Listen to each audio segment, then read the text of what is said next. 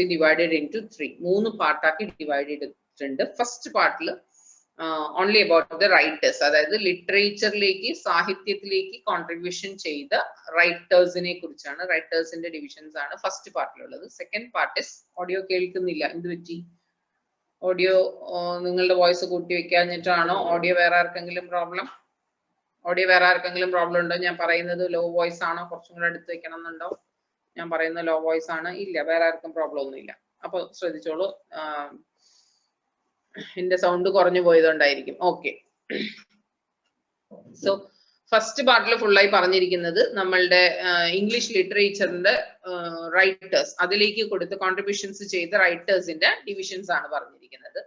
And അത് ഞാൻ detail ആയിട്ട് പറയാം. ഇനി സെക്കൻഡ് പാർട്ട് എന്ന് പറയുന്നത് poetry. Poetry, what is poetry, പോയട്രിയുടെ ഡിവിഷൻസ് എന്തൊക്കെയാണ്, പോയട്രിയിലുള്ള കോൺട്രിബ്യൂഷൻസ് എന്തൊക്കെയാണെന്നുള്ളതാണ്. Third part is drama, what is drama, ഡ്രാമയുടെ കോൺട്രിബ്യൂഷൻ. നിങ്ങളുടെ പേജ് നമ്പർ 3 നോക്കി കഴിഞ്ഞാൽ ക്ലിയർ ആയിട്ട് മനസ്സിലാവും. Page number 3 section 1, section 2, section 3 തന്നെ കൊടുത്തിട്ടുണ്ട്. അതില് ടൈറ്റിലാണ് ഈ കോൺട്രിബ്യൂഷൻ ഒക്കെ കൊടുത്തിരിക്കുന്നത്. സെക്കൻഡ് പാർട്ടില് ലിറ്റററി ഫോംസും സെക്ഷൻ 3 ഡ്രാമയും കൊടുത്തിട്ടുണ്ട്. അതിൽ ക്രിറ്റിസിസം എന്നൊരു പാർട്ട് ഉണ്ട്. ക്രിറ്റിസിസം പാർട്ടിലേക്ക് പോകുന്നതിന് മുമ്പ് ഞാൻ അത് പറഞ്ഞുതരാം, ക്രിറ്റിസിസം എന്താണെന്നുള്ള ഒരു ഡീറ്റെയിൽ ഒരു ഐഡിയ പറഞ്ഞുതരാം. സോ ഫസ്റ്റ് പാർട്ട്, ആകെ ടോട്ടൽ ബുക്കിന് it has been divided into 3 എന്ന് പറഞ്ഞു. ലിറ്ററേച്ചർ, പോയട്രി, ഡ്രാമ, ഇങ്ങനെ 3 ഡിവിഷൻ ആക്കി തിരിച്ചിട്ടുണ്ട്. ഇതില് ലിറ്ററേച്ചർ പാർട്ട് മാത്രമാണ് ഇപ്പൊ ഞാൻ പറയാൻ പോകുന്നത്. ലിറ്ററേച്ചർ പാർട്ടിൽ ഫസ്റ്റ് പാർട്ടിലുള്ള ലിറ്ററേച്ചർ, ടോട്ടൽ ബുക്കിന്റെ 3 ഡിവിഷനിലെ ഫസ്റ്റ് പാർട്ട് മാത്രമാണ് ഇപ്പൊ ഇന്ന് നമ്മൾ ഡിസ്കസ് ചെയ്യാൻ പോകുന്നത്.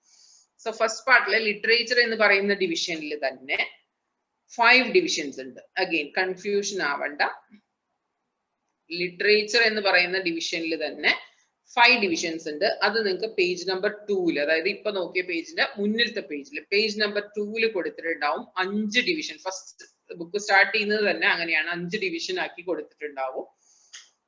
അതായത് age of Shakespeare, age of Pope, age of Wordsworth, age of Tennyson, present age, ഇങ്ങനെ 5 ഡിവിഷൻ ആക്കി ലിറ്ററേച്ചറിനെ ഡിവൈഡ് ചെയ്തിട്ടുണ്ട്. അതായത് ഷേക്സ്പിയറിന്റെ കോൺട്രിബ്യൂഷൻസ് എന്തൊക്കെയാണ്, കണ്ടംപററിയൻസ് ആരൊക്കെയാണ്. അപ്പൊ നമുക്ക് പഠിക്കാനുള്ളത് എന്തൊക്കെയായിരിക്കും ആലോചിച്ച് നോക്കിക്കോളൂ. ഷേക്സ്പിയറിനെ കുറിച്ച് പഠിക്കണം, ഷേക്സ്പിയർ എഴുതിയ ലിറ്ററേച്ചറിൽ കോൺട്രിബ്യൂട്ട് ചെയ്ത ബുക്കുകളുടെ പേരുകൾ പഠിക്കണം, അതിൽ 1-2 സ്റ്റോറീസ് പഠിക്കണം. ഇനി കണ്ടംപററിയൻ, ഷേക്സ്പിയറിന്റെ പീരീഡിൽ ജീവിച്ചിരുന്ന മറ്റ് എഴുത്തുകാർ, സമകാലീന എഴുത്തുകാർ ആരൊക്കെയാണ്, റൈറ്റേഴ്സ് ആരൊക്കെയാണ്, അവരിൽ 1-2-3, ചിലർ ഷേക്സ്പിയറിന്റെ കൂടെ ഒരുപാട് ആൾക്കാരുണ്ട്, അപ്പൊ അതിൽ 2-3-4 പേരെ കുറിച്ച് പഠിക്കണം. അവരുടെ ഒക്കെ ബുക്കുകൾ പഠിക്കണം, അവരുടെയൊക്കെ ബുക്കിലുള്ള 1-2 ബുക്കിന്റെ സ്റ്റോറീസ് എന്തൊക്കെയാണെന്ന് പഠിക്കണം. ഇത്രയും പഠിക്കുമ്പോഴാണ് Shakespeare, age of Shakespeare complete ആവുന്നത്. ഇനി അതെന്താണെന്ന് നോക്കാം. നെക്സ്റ്റ് ഇതേപോലെ എല്ലാം ഏജ് ഓഫ് പോപ്പ്, പോപ്പിന്റെ പീരീഡിൽ ഉണ്ടായിരുന്ന, പോപ്പ് എന്ന് പറയുന്നത് ലിറ്ററേച്ചറിലേക്ക് ഒരുപാട് കോൺട്രിബ്യൂഷൻ ചെയ്ത ഒരു റൈറ്റർ ആണ്. അപ്പൊ പോപ്പിന്റെ ആ കാലഘട്ടത്തിൽ ജീവിച്ചിരുന്ന മറ്റു റൈറ്റേഴ്സ്, കണ്ടംപററിയൻസ് ആരൊക്കെയാണ്, മറ്റു റൈറ്റേഴ്സ് ആരൊക്കെയാണ്, അവരുടെ റൈറ്റിംഗ്സ് എന്തൊക്കെയാണ്, ഫേമസ് ആയിട്ടുള്ള റൈറ്റിംഗ്സ് എന്തൊക്കെയാണ്, അവര് പോയമാണോ എഴുതിയിരിക്കുന്നത്, ഡ്രാമയാണോ എഴുതിയിരിക്കുന്നത്, ഇങ്ങനെ ഡിവിഷൻസ് ഒക്കെ ഉണ്ട്. അപ്പൊ ഓരോ പീരീഡിലും ഡ്രാമ ഉണ്ടാവും, നോവൽ ഉണ്ടാവും, പോയട്രി ഉണ്ടാവും, ഇങ്ങനെ ഡിവിഷൻസ് ഉണ്ടാവും, അതിന്റെ പേരുകൾ ഉണ്ടാവും. നെക്സ്റ്റ് ഏജ് ഓഫ് വേർഡ്സ്വർത്തും അതുപോലെ ഒരു ഫേമസ് റൈറ്റർ ആണ്. വേർഡ്സ്വർത്തിനെ കുറിച്ച് എഴുതണം, വേർഡ്സ്വർത്തിന്റെ പ്രൊഫൈൽ എഴുതണം, അതിന്റെ കൂടെ ജീവിച്ചിരുന്ന മറ്റു ആ കാലഘട്ടങ്ങളിൽ ജീവിച്ചിരുന്ന മറ്റു റൈറ്റേഴ്സ് ആരൊക്കെയായിരുന്നു, അവരെന്തൊക്കെയായിരുന്നു എഴുതിയിരുന്നതെന്ന് എഴുതണം. ഏജ് ഓഫ് ടെനിസൺ അടുത്ത ഡിവിഷൻ. അപ്പൊ നമുക്ക് പഠിക്കാൻ എന്തൊക്കെയാ ഉള്ളത് നോക്കിയാൽ, അതാണ് ഞാൻ നേരത്തെ പറഞ്ഞ ഹിസ്റ്ററി ടഫ് ആണെന്ന് വിചാരിച്ചാൽ ആദ്യമേ ഭയങ്കര കൺഫ്യൂസ് ആവണ്ട. അപ്പൊ ഇതിനെ ഇങ്ങനെ ഒരു കറക്റ്റ് ഓർഡറിൽ മനസ്സിലാക്കി പോയി, ഇതിന്റെ ഒരു ബേസ് എന്താണെന്നുള്ളത് കറക്റ്റ് ആയിട്ട് മനസ്സിലാക്കാം. ഫസ്റ്റ് ബുക്കിന്റെ 3 പാർട്സിലുള്ള ഫസ്റ്റ് പാർട്ടിനെയാണ് we have divided into 5, 5 ആക്കി ഡിവൈഡ് ചെയ്തിരിക്കുന്നത്. അതിൽ ഓരോ റൈറ്റേഴ്സിന്റെ കാലഘട്ടങ്ങളാണ് പറഞ്ഞിരിക്കുന്നത്. ഷേക്സ്പിയർ, പോപ്പ്, വേർഡ്സ്വർത്ത്, ടെനിസൺ, ഇങ്ങനെ 4 ഡിവിഷനും ലാസ്റ്റ് പ്രസന്റ് ഏജ്. ഇപ്പോ പ്രസന്റ് ഏജ് എന്ന് പറഞ്ഞാൽ ഇപ്പോ ഉള്ളതല്ല, ഈ ബുക്ക് എഴുതുമ്പോൾ ഉള്ള പ്രസന്റ് ഏജ് ആണ്. അപ്പൊ നമുക്ക് ഹിസ്റ്ററിയാണ്. ഈ ബുക്ക് എഴുതുന്ന കുറെ കാലം മുമ്പുള്ള ബുക്കാണ്. അപ്പൊ 10-20 വർഷം എന്ന് വെച്ചോളൂ, 20 years ബാക്ക് ഈ ബുക്ക് എഴുതുമ്പോൾ പ്രസന്റ് ഏജ്. അപ്പൊ ആ കാലഘട്ടത്തിൽ ഉണ്ടായിരുന്ന റൈറ്റേഴ്സ് ആരൊക്കെയാണ്. ഇങ്ങനെ 5 ഡിവിഷൻസ് ആണ് ഉള്ളത്. ഇതിൽ first 3 division is very important. Shakespeare എന്തായാലും ഒരു ക്വസ്റ്റ്യൻ കൺഫേം ആയിട്ട് വരും. അപ്പൊ ഫസ്റ്റ് 3 ഡിവിഷനിൽ റിപ്പീറ്റഡ് ക്വസ്റ്റ്യൻസ് തന്നെ വരാം.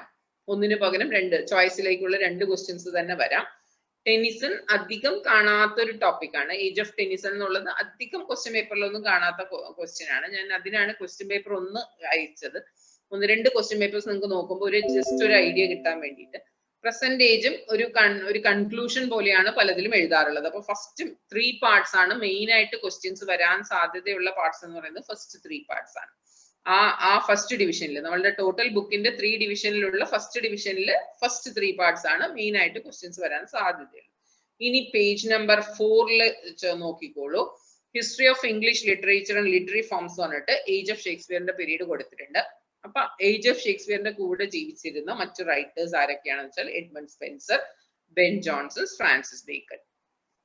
ഇവരെ കുറിച്ചൊക്കെ പഠിച്ചിട്ടുണ്ടാവണം. സ്പെൻസറിന്റെ പോയിന്റ്സ് ഒക്കെ പഠിച്ചിട്ടുണ്ടാവും. Edmund Spenser, Ben Jonson, Francis Bacon, ഇവരുടെ പിക്ചേഴ്സും കൊടുത്തിട്ടുണ്ട്. ഇവര് 4 പേരായിരുന്നു ഷേക്സ്പിയറിന്റെ കൂടെ ജീവിച്ചിരുന്ന കണ്ടംപററിയൻസ് എന്ന് പറഞ്ഞാൽ സമകാലീന എഴുത്തുകാർ, മറ്റൊരു റൈറ്റേഴ്സ്. അപ്പൊ എഴുത്തുകാരെ കുറിച്ച് കൂടുതൽ അറിയാൻ ആഗ്രഹമുള്ളവരും കൃതികളൊക്കെ വായിക്കാൻ, കോൺട്രിബ്യൂഷൻസ് ഒക്കെ കൂടുതൽ വായിക്കാൻ ഇൻട്രസ്റ്റ് ഉള്ളവർക്കും ഈ ബുക്ക് ഭയങ്കര ഈസി ആയിരിക്കും.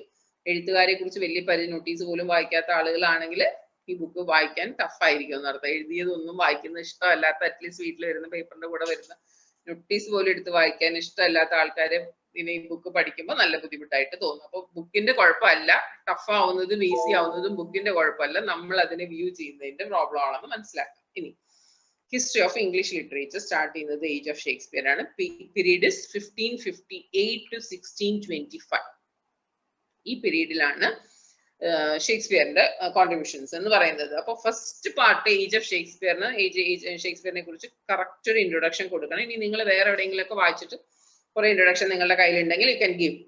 കുറച്ച് ഷേക്സ്പിയറിനെ കുറിച്ച് പ്രൊഫൈലൊക്കെ എഴുതാം. ഇവിടെ ഷേക്സ്പിയറിനെ കുറിച്ച് പറയുമ്പോൾ ആദ്യമേ സ്റ്റാർട്ട് ചെയ്യുന്നത് തന്നെ ഇസ് അബൌട്ട് ഡ്രാമ.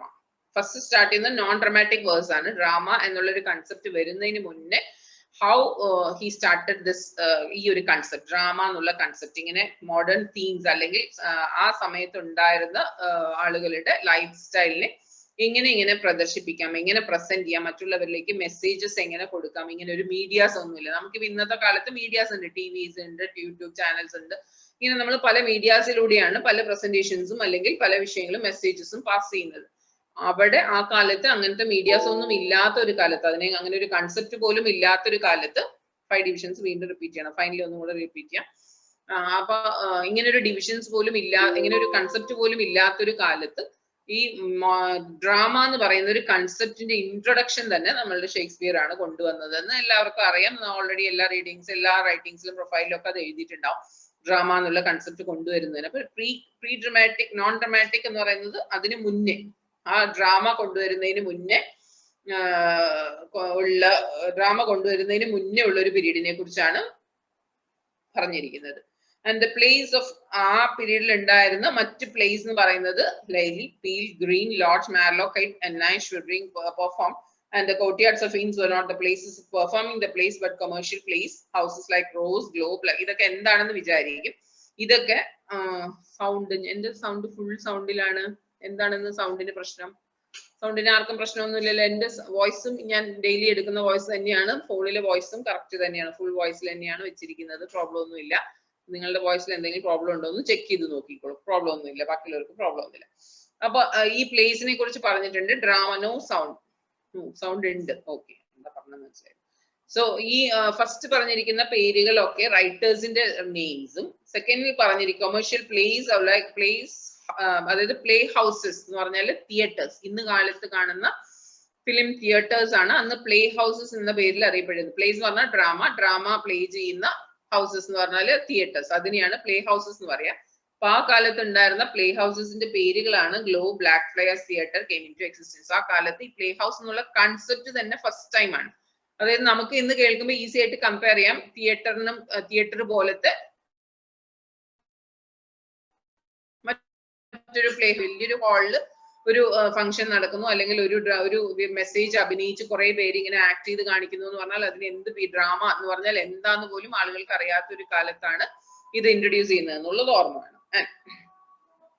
അപ്പൊ നിയർലി 28 ഇയേഴ്സ് ആണ് ഷേക്സ്പിയറിന്റെ ഡ്രാമാറ്റിക് കരിയർ എന്ന് പറയുന്നത്. നിയർലി 28 ഇയേഴ്സ് ആണ് ഈ ഡ്രാമ ഫുൾ ഫ്ലെഡ്ജിൽ ഇങ്ങനെ പോയിക്കുന്നത്. ഇന്നത്തെ കാലത്ത് ഡ്രാമ ഇല്ല, അപ്പൊ ഒരു സ്റ്റേജ് കഴിഞ്ഞപ്പോൾ ഡ്രാമ എന്നുള്ള കൺസെപ്റ്റ് തന്നെ ഇല്ലാതായി. ഡ്രാമയിലൂടെ മെസ്സേജസ് പാസ് ചെയ്യുക, ഡ്രാമയിലൂടെ വിഷയങ്ങൾ അവതരിപ്പിക്കുക എന്നുള്ള ഒരു കൺസെപ്റ്റ് ഇല്ലാതായി. അങ്ങനെ 28 ഇയേഴ്സ് അതിന് മുന്നേ, അതായത് നമ്മളുടെ ഈ സിനിമ വരുന്നതിന് മുന്നേ ഉള്ള കാലഘട്ടത്തിൽ ഓൺലി ഡ്രാമാസ് മാത്രമായിരുന്നു ഉണ്ടായിരുന്നത്. ഡ്രാമയിലാണ് പ്ലേ ബാക്ക് സിംഗേഴ്സ് ഒക്കെ ഉണ്ടായിരുന്നത്. ഡ്രാമയിലായിരുന്നു ഈ സിനി ഫീൽഡിൽ വർക്ക് ചെയ്യുന്ന ഈ എല്ലാ ഫീൽഡിലുള്ളവരും ഡ്രാമയിൽ വർക്ക് ചെയ്തവരായിരുന്നു. 28 ഇയേഴ്സ് ആണ് നമ്മുടെ ഷേക്സ്പിയർ ഈ ഡ്രാമയുടെ കരിയർ ഇങ്ങനെ കൊണ്ടുപോയിരുന്നത്. He did not have university education but have genius and he lived in a society where information was easily attainable. വേറൊരു പ്രത്യേകത എന്താ വെച്ചാൽ യൂണിവേഴ്സിറ്റി എഡ്യൂക്കേഷൻ വലിയ ക്വാളിഫിക്കേഷൻ എന്നുള്ള ആളല്ല ഷേക്സ്പിയർ. ഇത്രയും ഫേമസ് ആണ് ഷേക്സ്പിയറിന്റെ ഡ്രാമാസ് എന്ന് പറയുന്നത്, അത്രയും ഫേമസ് ആണ്. ഇംഗ്ലീഷ് എന്ന് പറയുന്ന ലാംഗ്വേജ് എന്നൊരു സ്പെഷ്യൽ ലാംഗ്വേജ് ആണ്, പർട്ടിക്കുലർ ലാംഗ്വേജ് ആണ്. ഇത്രയൊക്കെ വേഴ്സസ് എഴുതിയിട്ടുണ്ട്, പ്ലേസ് എഴുതിയിട്ടുണ്ട്. ഇത്രയും ഫേമസ് ആണെങ്കിലും യൂണിവേഴ്സിറ്റി എഡ്യൂക്കേഷൻ ഒന്നും ഇല്ല, അത് ഓർക്കണം. യൂണിവേഴ്സിറ്റി എഡ്യൂക്കേഷൻസ് ഇല്ല. But he was A genius. സ്വന്തം സ്കില്ല് കൊണ്ട്, അതായത് ഒരു എഡ്യൂക്കേഷൻ മറ്റൊരാൾ പഠിപ്പിച്ചത് കൊണ്ടോ ഉണ്ടായ ഒരു കഴിവല്ല, ഹി വാസ് ബോൺ ജീനിയസ് ആയിരുന്നു.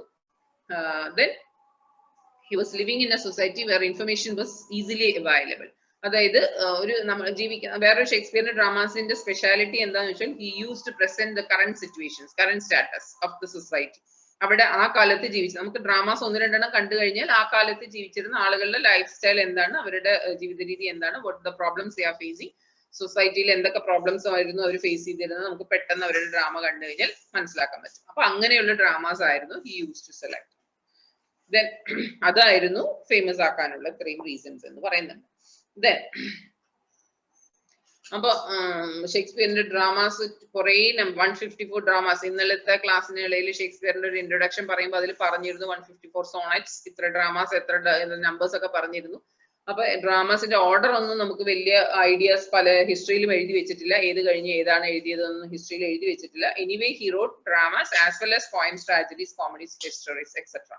ഇതുപോലെ തന്നെ ഡ്രാമ പോലെ തന്നെ പോയംസും ട്രാജഡീസ് ഒക്കെ എഴുതാറ്. ഇതിന്റെ എൻഡ് അല്ലെങ്കിൽ ക്ലൈമാക്സിൽ പല രൂപത്തിൽ അവസാനിക്കുന്ന പല ഡ്രാമാസും എഴുതാൻ. ഡ്രാമാസിനെ കുറിച്ച് പറയുകയാണെങ്കിൽ, ജനറലി പറയുകയാണെങ്കിൽ ഇതിൽ പറയുന്നതും പറയാത്തതുമായിട്ടുള്ള വിഷയങ്ങൾ പറയണത് ഒരുപാട് പറയാം. ഷേക്സ്പിയറിന്റെ ഡ്രാമാസിന്റെ സ്പെഷ്യാലിറ്റീസ് ഒന്ന് രണ്ട് പോയിന്റ്സ് അറിഞ്ഞു വെക്കുക. ഫീമെയിൽ ക്യാരക്ടേഴ്സ് ഉണ്ടാവില്ല. ഫീമെയിൽ ക്യാരക്ടേഴ്സ് അല്ല, ഫീമെയിൽ ക്യാരക്ടേഴ്സ് ആക്ട് ചെയ്യുന്നത് പലപ്പോഴും ജെൻസ് തന്നെയായിരിക്കും. ഫീമെയിൽ ആക്ട്രസസ് ഉണ്ടായിരുന്നില്ല എന്നുള്ളത്. ആക്ട്രസസിനെ ഫസ്റ്റ് ആ കാലഘട്ടങ്ങളിൽ ഫീമെയിൽ ഒന്നും അങ്ങനെ ആക്ടിങ് എന്നുള്ളൊരു കൺസെപ്റ്റിലേക്ക് പോകാനൊരു ഇതേ ഇല്ല, ഐഡിയ ഇല്ലാത്തൊരു കാലഘട്ടമാണ്. ആ സമയത്താണ് ഡ്രാമ തുടങ്ങിയത് തന്നെ. അപ്പൊ അതുകൊണ്ട് തന്നെ ഫീമെയിൽ ഉണ്ടാവില്ല ആക്ടേഴ്സിന്റെ ഇടയിൽ. ആക്ട്രസസ് എന്ന് പറഞ്ഞിട്ട് ഒരു കാറ്റഗറിയേ ഇല്ല. ഫീമെയിലിന്റെ ക്യാരക്ടർ ജെൻസ് തന്നെയായിരുന്നു ആക്ട് ചെയ്തിരുന്നത്. അതുകൊണ്ട് തന്നെ ഷേക്സ്പിയറിന്റെ ഡ്രാമാസിലെല്ലാം ഫീമെയിൽ ക്യാരക്ടേഴ്സ് വളരെ കുറവായിരുന്നു എന്ന് പറയുന്നുണ്ട്. വളരെ ലെസ് നമ്പർ ഓഫ് 1-2 പേരെ ഡ്രാമാസിൽ ഉണ്ടാവാറുള്ളൂ. അങ്ങനെ ആയിരിക്കും സ്റ്റോറി ക്രിയേറ്റ് ചെയ്യുന്നതെന്ന് പറയുന്നുണ്ട്. പിന്നെ പിന്നെ മെസ്സേജസ്, യൂഷ്വലി കണ്ടംപററി ലൈഫിനെ കുറിച്ചുള്ള, ആ കാലത്ത് ജീവിച്ചിരുന്ന സൊസൈറ്റിയെ കുറിച്ച് മനസ്സിലാക്കാൻ പറ്റുമെന്ന് പറയും ഡ്രാമാസ് കണ്ടു കഴിഞ്ഞാൽ. പിന്നെ ട്രാജഡീസിനെ തന്നെ കോമഡീസ് ആയിട്ട് പറയാറുണ്ട്. വലിയ നമുക്ക് ശരിക്കും അതൊരു കിങ്ങിനെ കൊല്ലുന്നതായിരിക്കും, അങ്ങനെ വലിയ കഥയായിരിക്കും അതിന് പിന്നിൽ ഉണ്ടാവുക, പക്ഷെ അതൊരു കോമഡി ആയിട്ടായിരിക്കും അവതരിപ്പിക്കുന്നത്. പിന്നെ ഷേക്സ്പിയറിന്റെ റോള് പലപ്പോഴും സിംഗിൾ, പലപ്പോഴും റൈറ്റേഴ്സിന് ഒരു റോൾ ആക്ടിങ്ങിൽ തന്നെ റൈറ്ററും ആക്ട് ചെയ്യുന്നുണ്ടെന്ന് പറഞ്ഞാൽ സാധാരണ എപ്പോഴും ഉണ്ടാവുക റൈറ്റർക്ക് ഒരു മെയിൻ റോൾ ആയിരിക്കും, ഹീറോ ആയിരിക്കും. ഇപ്പൊ നമ്മൾ ഫിലിം ഒക്കെ എടുത്തു കഴിഞ്ഞാൽ എഴുതുന്ന ആളുകൾ തന്നെ അഭിനയിക്കുന്നുണ്ടെങ്കിൽ അവർക്കായിരിക്കും മെയിൻ റോൾ ഉണ്ടാവുക, അല്ലെങ്കിൽ ഒരു വില്ലൻ, ഒരു നോട്ടബിൾ ആയിട്ടുള്ള ഒരു റോൾ ആയിരിക്കും അവർക്ക് പലപ്പോഴും കൊടുക്കാറാണ്. ഇവിടെ ഷേക്സ്പിയർ അങ്ങനെയല്ല. താൻ എഴുതിയ തന്റെ ഡ്രാമയിൽ എപ്പോഴും ഒരു സൈഡ് ക്യാരക്ടർ ആയിരിക്കും, ഒരു സിമ്പിൾ ആയിട്ടുള്ള ഒരു ക്യാരക്ടർ ആയിരിക്കും എപ്പോഴും ഷേക്സ്പിയർ തന്നെ അഭിനയിക്കാറുള്ളത്. ആ സിമ്പിൾ ക്യാരക്ടർ എന്ന് പറയുന്നത് ഒരു ചെറിയൊരു പാർട്ടിൽ നോട്ടബിൾ ആയിട്ട് വരുന്ന ഒരാളായിരിക്കും, പക്ഷെ വലിയ സ്റ്റോറിയെ അങ്ങനെ ട്വിസ്റ്റ് ചെയ്യുന്ന പോലെ വലിയ റോളൊന്നും ഇല്ലാത്ത ഒരു സൈഡ് ക്യാരക്ടേഴ്സ് ആയിരിക്കും പലപ്പോഴും. ഇങ്ങനെ കുറെ സ്പെഷ്യാലിറ്റീസ് ഉണ്ട് ഷേക്സ്പിയറിന്റെ ഡ്രാമ എടുത്തു കഴിഞ്ഞാൽ. ഇങ്ങനെ നമുക്ക് കോമൺ ആയിട്ട് പറയാനുള്ള ഒരുപാട് സ്പെഷ്യാലിറ്റീസ് ഉണ്ട്, അതൊക്കെ എഴുതാം. എവിടെയൊക്കെ വായിച്ച അറിവുകൾ ഉണ്ടോ അതൊക്കെ എഴുതാം. ആൻഡ് 2-3 ഡിവിഷൻ ആക്കിയിട്ടൊക്കെ പറഞ്ഞിട്ടുണ്ട്. എലിസബത്തൻ പീരീഡിൽ എഴുതിയ ഡ്രാമാസ് ഇങ്ങനെ ഫസ്റ്റ് ഡിവിഷൻസ് ഒക്കെ പറഞ്ഞിട്ടുണ്ട്. ആൻഡ് സമ്മറിൽ എഴുതി, എവിടെയൊക്കെ എഴുതി, ഏതൊക്കെ സമയത്ത് എഴുതി എന്നൊക്കെ പറഞ്ഞിട്ടുണ്ട്. ദെൻ റിനൈസൻസ് പീരീഡില് PDF കിട്ടും. Renaissance aroused intellect and aesthetic facilities while the Reformation awakened the spiritual nature. അപ്പൊ ഹിസ്റ്ററിയിൽ കഴിഞ്ഞ വർഷം ക്ലാസ്സിൽ അറ്റൻഡ് ചെയ്തവർക്ക് അറിയാം, റിനൈസൻസ് ആൻഡ് റിഫോർമേഷൻ എന്ന് പറയുന്നത് ഇംഗ്ലണ്ട് ഹിസ്റ്ററിയിൽ നടന്ന വലിയൊരു ട്വിസ്റ്റ് ആയിരുന്നു, വലിയൊരു ചേഞ്ച് ആയിരുന്നു, വലിയൊരു മേക്ക് ഓവർ ആയിരുന്നു എന്ന് പറഞ്ഞിരുന്നു. അപ്പൊ ഞാൻ അപ്പോഴെ തന്നെ പറഞ്ഞിരുന്നു അടുത്ത വർഷങ്ങളിലൊക്കെ നിങ്ങളുടെ ഇംഗ്ലണ്ട് ഹിസ്റ്ററി പഠിക്കുമ്പോഴൊക്കെ ഈ പോയിന്റ് ഇടയ്ക്കിടയ്ക്ക് കയറി വരുമെന്ന് പറഞ്ഞിട്ടുണ്ടായിരുന്നു. റിനൈസൻസ് ആൻഡ് റിഫോർമേഷൻ എന്ന് പറയുന്ന രണ്ട് വലിയ ചേഞ്ചസ് ആയിരുന്നു ഇംഗ്ലണ്ട് ഹിസ്റ്ററിയിൽ നടന്നത്. റിഫോർമേഷൻ മീൻസ് ചർച്ചിനകത്ത് തന്നെ ഒരുപാട് changes. Renaissance means all the fields, എല്ലാ ഇതും, അതായത് മാനുവൽ ആയിട്ട് ചെയ്തിരുന്ന എല്ലാ വിഷയങ്ങളും ഇൻഡസ്ട്രീസിലേക്ക് മാറാം. ഇങ്ങനെ എല്ലാ വിഷയങ്ങളിലെയും ഒരു ചേഞ്ച് ഓവർ കൊണ്ടുവന്നതായിരുന്നു റിനൈസൻസ് റിഫോം. ടോട്ടലി ഒരു പഴയ കാലത്തെ ഹിസ്റ്ററി മുഴുവൻ ജീവിച്ചിരുന്ന ജീവിത രീതി മൊത്തം മാറിയിട്ട് ഒരു ട്വിസ്റ്റ് വന്ന് നേരെ തിരിഞ്ഞ് വേറൊരു ലൈഫ് സ്റ്റൈലിലേക്ക് മാറുന്ന ഒരു പീരീഡ്, അതിനെയാണ് റിനൈസൻസ് റിഫോർമേഷൻ എന്ന ചേഞ്ചസ് കൊണ്ട് ഉദ്ദേശിക്കുന്നത്. സോ ഈ പീരീഡിൽ തന്നെയായിരുന്നു നമ്മളുടെ ഷേക്സ്പിയറിന്റെ റൈറ്റിംഗും സ്റ്റാർട്ട് ചെയ്തത്. അതുകൊണ്ട് തന്നെ ഈ കൺസെപ്റ്റ്, ഇങ്ങനെ ഒരു ഡ്രാമ, ആക്ടിങ്, ഇങ്ങനെ മെസ്സേജസ് പാസ് ചെയ്യുക, പബ്ലിക്കിലേക്ക് മെസ്സേജസ് കൊണ്ടുവരിക, ഇങ്ങനെ ഒരു കൺസെപ്റ്റ് ഒന്നും ഇല്ലാത്ത കാലത്ത് തന്നെയാണ് ഷേക്സ്പിയറും ഈ ഒരു കാലഘട്ടത്തിലാണ് റൈറ്റ് ചെയ്ത് തുടങ്ങിയത്. ദെൻ പാട്രിയോട്ടിസം പോയിന്റ് ആയിരുന്നു. പാട്രിയോട്ടിസത്തിനെ കുറിച്ച്, ജനങ്ങൾക്ക് എങ്ങനെയാ ദേശഭക്തിയെ കുറിച്ച്, പാട്രിയോട്ടിസത്തിനെ കുറിച്ച് എങ്ങനെയാ പബ്ലിക്കിന് മനസ്സിലാവുക, ഇങ്ങനെയുള്ള മെസ്സേജസ് നമുക്ക് ഇങ്ങനെയുള്ള സിനിമാസ് അല്ലെങ്കിൽ ഡ്രാമാസ് കാണുമ്പോഴാണ് കുറെയൊക്കെ പാട്രിയോട്ടിസത്തിനെ കുറിച്ച് നമുക്ക് മനസ്സിലായത്. ഏതെങ്കിലും മീഡിയാസ്, നമുക്ക് ഇപ്പൊ പാട്രിയോട്ടിസം ഉണ്ടെങ്കിൽ അല്ലെങ്കിൽ നമുക്കൊക്കെ ദേശഭക്തി ഉണ്ടെങ്കിൽ നമുക്ക് ഇങ്ങനെയുള്ള മീഡിയാസിലൂടെയാണ് പാസ് ചെയ്ത് വരുന്നത് നമ്മളിലേക്ക്. ന്യൂസ് പേപ്പറിലാവാം, ചാനൽസിലാവാം, സിനിമാസിലൂടെ ആവാം, ഇങ്ങനെയാണ് നമുക്ക് നമ്മളിലേക്ക് അത് പാസ് ചെയ്ത് എത്തുന്നത്. മറ്റുള്ളവരുടെ പാട്രിയോട്ടിസത്തിനെ കുറിച്ച് നമുക്ക് മനസ്സിലാക്കാൻ പറ്റുന്നു. അപ്പൊ നമുക്ക് കുറച്ചെങ്കിലും അതിലേക്ക് ഒരു ചേഞ്ച് വരാം, അല്ലെങ്കിൽ അത് അങ്ങനെ നല്ലതെന്ന് തോന്നാം, ചീത്തയെന്ന് തോന്നാം, ഇങ്ങനെ നമ്മളുടെ അഭിപ്രായങ്ങളൊക്കെ പറയാൻ പറ്റുന്നു. സോ അന്ന് കാലത്ത് പാട്രിയോട്ടിസം എന്നുള്ളൊരു കൺസെപ്റ്റേ ഇല്ല, ആളുകൾക്ക് അറിയില്ല. തന്റെ നേരത്തെ പറഞ്ഞു, ഇംഗ്ലണ്ടിന്റെ ഹിസ്റ്ററിയിൽ പറഞ്ഞു, they used to move from one place to another. ഇങ്ങനെ കുറച്ചു കാലം ഫെർട്ടൈൽ ആയിട്ടുള്ള ഒരു ലാൻഡിൽ താമസിക്കും, പിന്നെ അത് കഴിഞ്ഞാൽ അവർ മൂവ് ചെയ്തിട്ട് വേറെ സ്ഥലത്ത് പോയി താമസിക്കും. അവർക്ക് ഇങ്ങനെ സ്വന്തമായിട്ട് ഒരു രാജ്യം അങ്ങനെയൊന്നും ഇല്ലാത്തൊരു കാലത്തിൽ നിന്നാണ് ഇവിടേക്ക് അവർ എത്തിയത്. അപ്പൊ അവർക്ക് ഒബ്വിയസ്ലി അവർക്ക് എന്തുണ്ടാവില്ല, പാട്രിയോട്ടിസം ഉണ്ടാവില്ല, ദേശഭക്തി ഉണ്ടാവില്ല, തന്റെ ദേശത്തെ കുറിച്ച് ഭക്തി. ഒരു എവിടെ ഭൂമിയിൽ എവിടെയാണ് വിളയുന്ന മണ്ണുള്ളത് അവിടെ താമസിക്കുക. അത് കഴിഞ്ഞാൽ അവിടുത്തെ മണ്ണിന്റെ ഫെർട്ടിലിറ്റി ഒക്കെ നശിച്ചു കഴിഞ്ഞാൽ they will go to another place, എന്നിട്ട് അവിടെ പോയിട്ട് താമസിക്കും. ഇങ്ങനെയായിരുന്നു അവരുടെ ഒരു ലൈഫ് സ്റ്റൈൽ. അപ്പൊ അവർക്ക് എങ്ങനെയാ ദേശഭക്തി ഉണ്ടാവുക? അപ്പൊ അത് ആ കാലഘട്ടത്തിൽ നിന്നൊക്കെ മാറി തന്റേതായിട്ട് ഒരു രാജ്യം ഉണ്ടാക്കുക, അതിനൊരു സിസ്റ്റം കൊണ്ടുവരിക, അതിനൊരു ഓർഡർ കൊണ്ടുവരിക, അതിനൊരു ലീഡർ കൊണ്ടുവരിക എന്നൊരു കൺസെപ്റ്റിലേക്ക് വന്നത് ഈ കാലത്തായിരുന്നു.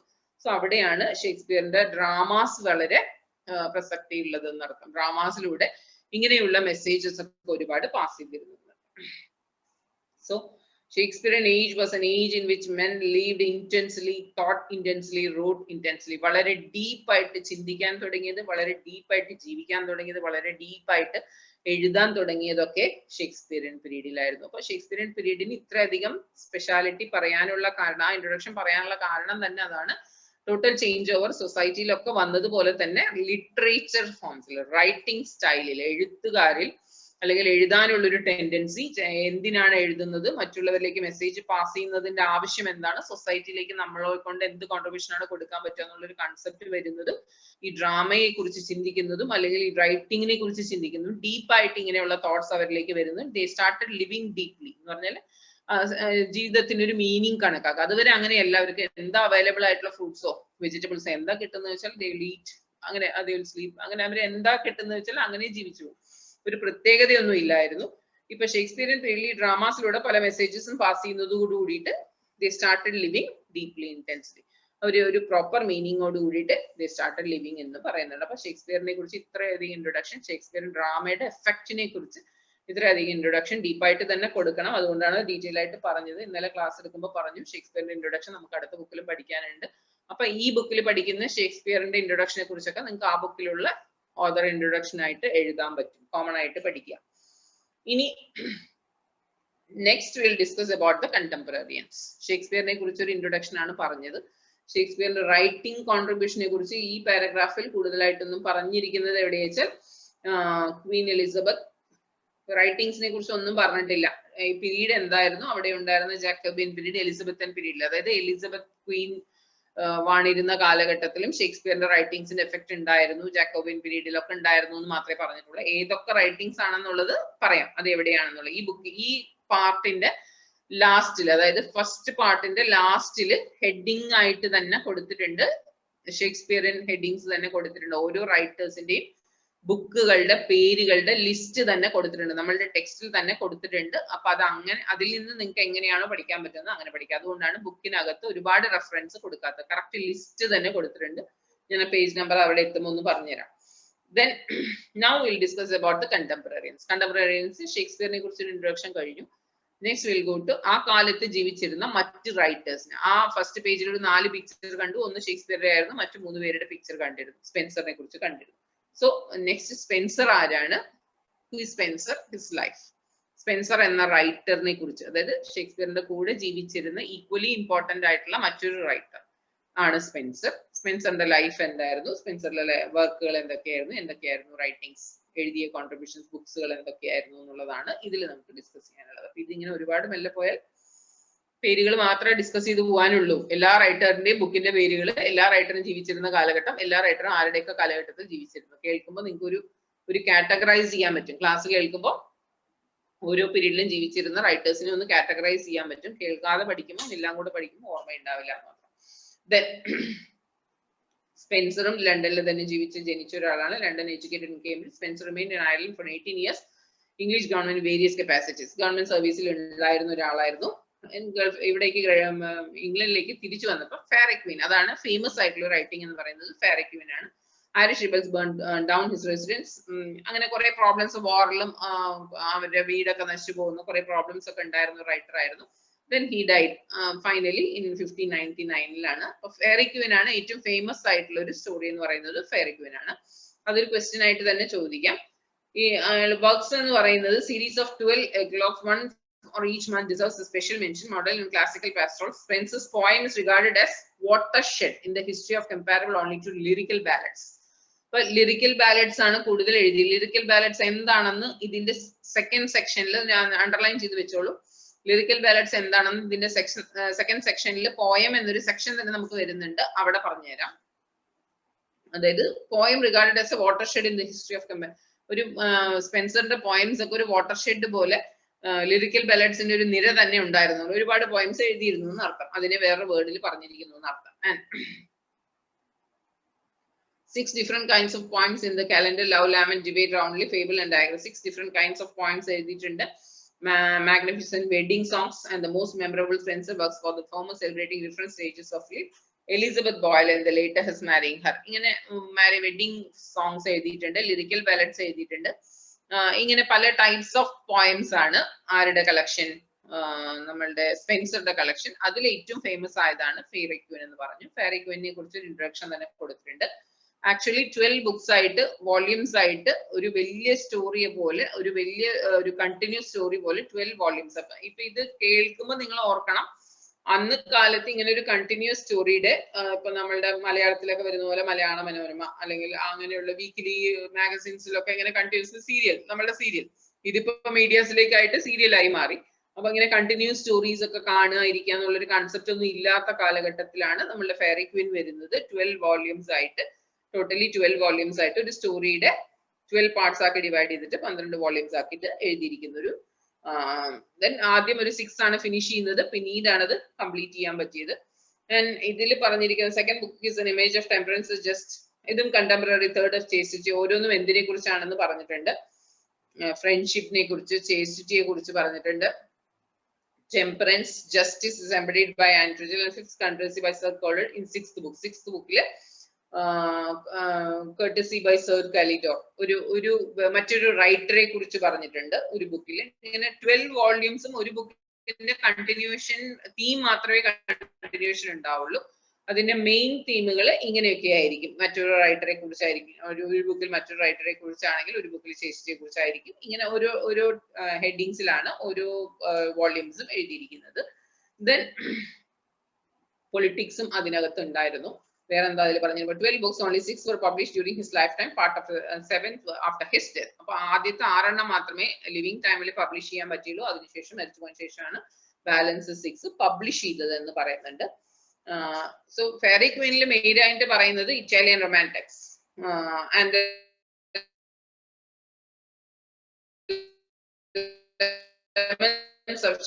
ഡ്രാഗൺസ്.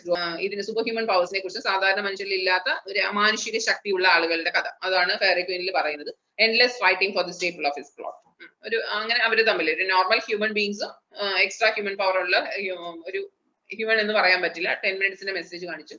അപ്പൊ എക്സ്ട്രാ പവർ ഉള്ള ആളുകളും തമ്മിലുള്ള ഒരു ഫൈറ്റ്, പവറിന് വേണ്ടിയുള്ള ഫൈറ്റ്, ഇങ്ങനെ നോർമൽ കഥകളൊക്കെ ഉണ്ടാവില്ലേ, സ്റ്റോറീസ് ഒക്കെ ഉണ്ടാവില്ലേ, ഫെയറി ക്വീൻ എന്ന് പറയുന്നതും അതുപോലൊരു നമുക്കിപ്പോ വായിക്കുമ്പോൾ അത് ഒരു നോർമൽ സ്റ്റോറി ആയിട്ട് തോന്നാം. അന്ന് കാലത്ത് ഇങ്ങനെ എക്സ്ട്രാ ഹ്യൂമൻ പവർ ഉള്ള നമ്മളെ സ്പൈഡർമാൻ, അതിന്റെ ഒരു സ്റ്റോറി ഒന്നും ആരും കണ്ടിട്ടുണ്ടാവില്ല, അല്ലെങ്കിൽ അങ്ങനെ ഒരു സ്റ്റോറി ഒന്നും കേട്ടിട്ട് പോലും ഉണ്ടാവില്ല. അപ്പൊ എക്സ്ട്രാ പവർ ഉള്ള ഒരു അമാനുഷിക ശക്തിയുള്ള ഒരു ഹ്യൂമൻ ബീയിങ്ങിന്റെ രൂപം ഉണ്ടാവും, പവർ എക്സ്ട്രാ പവർ ആയിരിക്കും. ഇങ്ങനെ ഒരു ഒരു ക്യാരക്ടറിനെ കൊണ്ടുവന്നിട്ട് അത് വെച്ചിട്ട് ഒരു സ്റ്റോറി പറയാം. അപ്പൊ ഇങ്ങനെ ഇതാണ് ഫെയറി ക്വീനിലും ഉള്ളത്. Then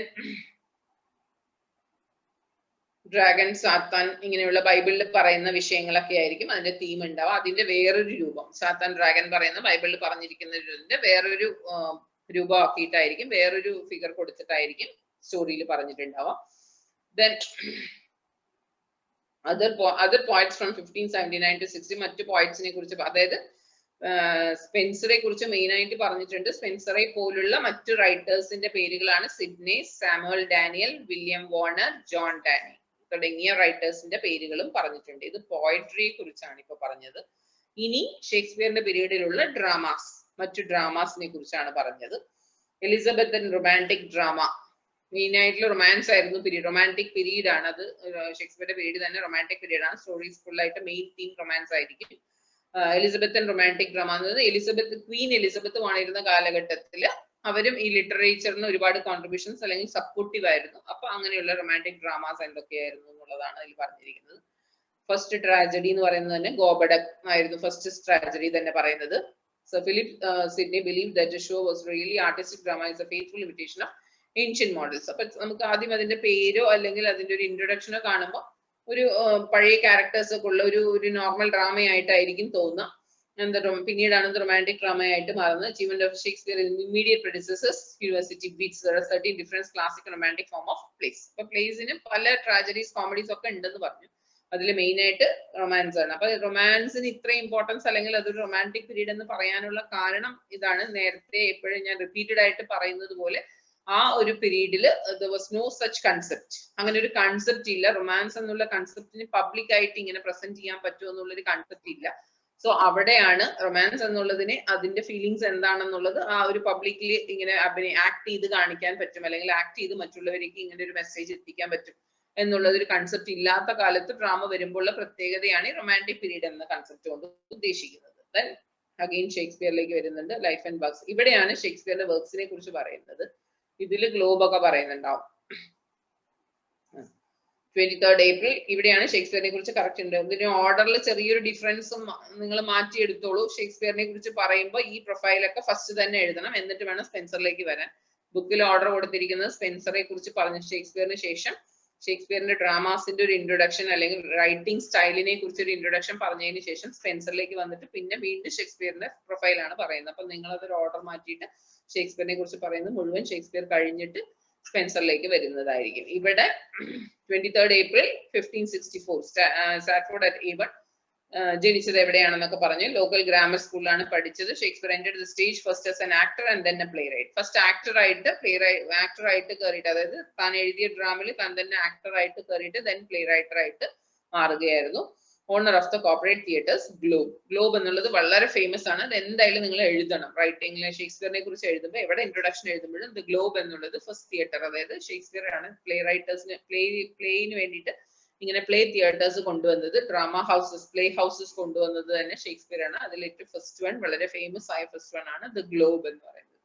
and the Blackfriars പിന്നീട് വന്നതാണ്. ഫസ്റ്റ് വൺ ആണ് ദ ഗ്ലോബ് എന്ന് പറയുന്നത്. തിയേറ്ററിന്റെ പേരാണ് ദ ഗ്ലോബ് എന്നുള്ളത്.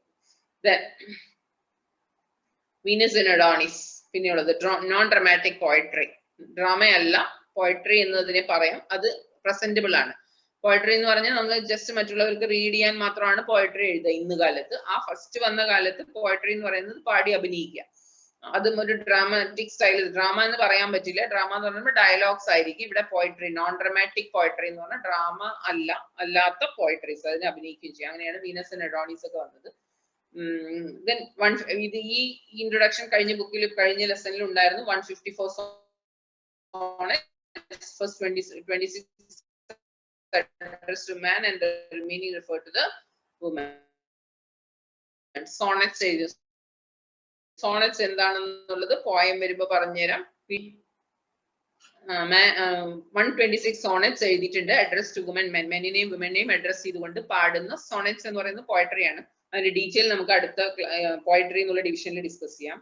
Then 37 plays. Total എഴുതിയിരിക്കുന്നത് 37 dramas ആണ്. Play write for 24 years.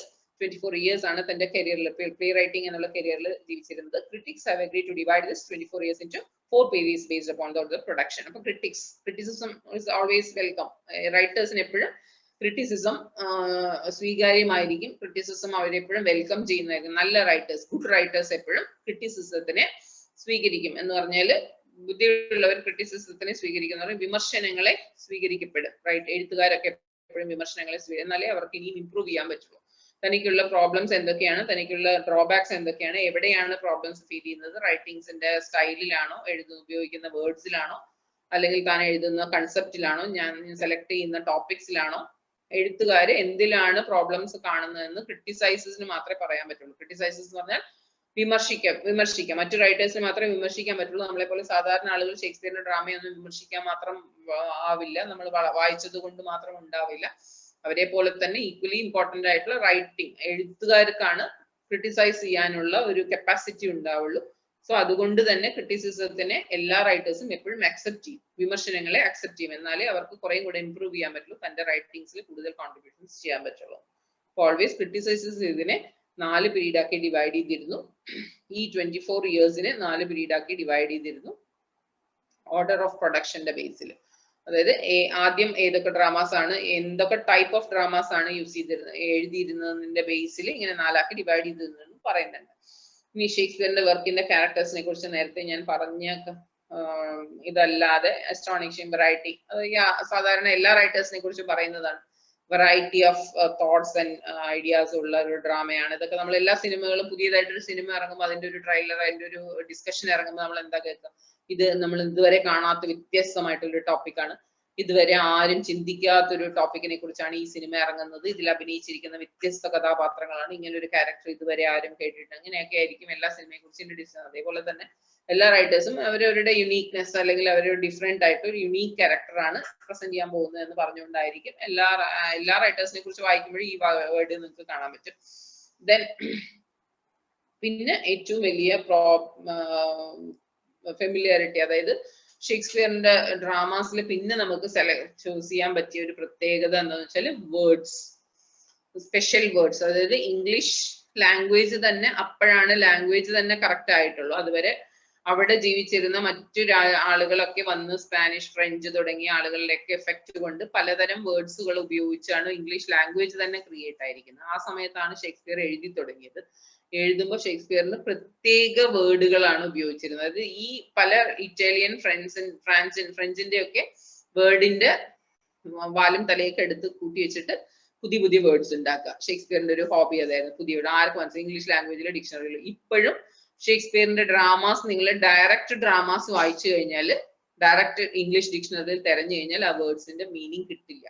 ഇപ്പോഴും ഷേക്സ്പിയറിന്റെ ഡ്രാമ എടുത്തു വെച്ചിട്ട്, സമ്മറി അല്ല, ഷേക്സ്പിയർ എഴുതിയ ഡ്രാമ, എഴുതിയ വേർഡുകൾ എടുത്തു വെച്ച് നിങ്ങൾ വായിച്ചു നോക്കിയാൽ ഇപ്പോഴും നിങ്ങൾക്ക് അതിന്റെ ഗ്രാമറിന്റെ മീനിങ് നമ്മളുടെ നോർമൽ ഇംഗ്ലീഷ് ഡിക്ഷണറിയിൽ കിട്ടില്ല. ഷേക്സ്പിയറിൻ ഡിക്ഷണറി എന്ന് പറഞ്ഞൊരു സാധനം ഉണ്ട്, അതിനകത്ത് മാത്രമേ കിട്ടുള്ളൂ. അതായത് ഷേക്സ്പിയർ ആയിട്ട് ക്രിയേറ്റ് ചെയ്ത വേർഡുകളാണെന്ന് അർത്ഥം. അപ്പൊ നമുക്ക് എങ്ങനെ മനസ്സിലാവും? നോർമലി ഇംഗ്ലീഷ് വായിച്ചാൽ തന്നെ മനസ്സിലാക്കാൻ ബുദ്ധിമുട്ടാണ്. അതിൽ വേറെ ഷേക്സ്പിയർ ഇനിയും പുതിയ വേർഡുകളൊക്കെ കമ്പൈൻ ചെയ്ത് പുതിയ വേർഡുകൾ ഉണ്ടാക്കി അതുകൊണ്ടൊരു കഥ ഉണ്ടാക്കിയാൽ ആ കഥ എങ്ങനെ മനസ്സിലാവും? അതുകൊണ്ടാണ് നമുക്ക് ചില സ്റ്റോറീസ് ഒന്നും വായിച്ചാൽ, നോർമലി വായിച്ചാൽ മനസ്സിലാവാത്തതിന്റെ റീസൺ, ഡയലോഗ്സ് വായിച്ചാൽ മനസ്സിലാവാത്തതിന്റെ റീസൺ അതാണ്. അപ്പൊ ഷേക്സ്പിയറിന്റെ റൈറ്റിംഗ്സിന്റെ മറ്റൊരു ഇമ്പോർട്ടൻസ് അല്ലെങ്കിൽ സ്പെഷ്യാലിറ്റി എന്ന് പറയുന്നത് ഇതാണ്.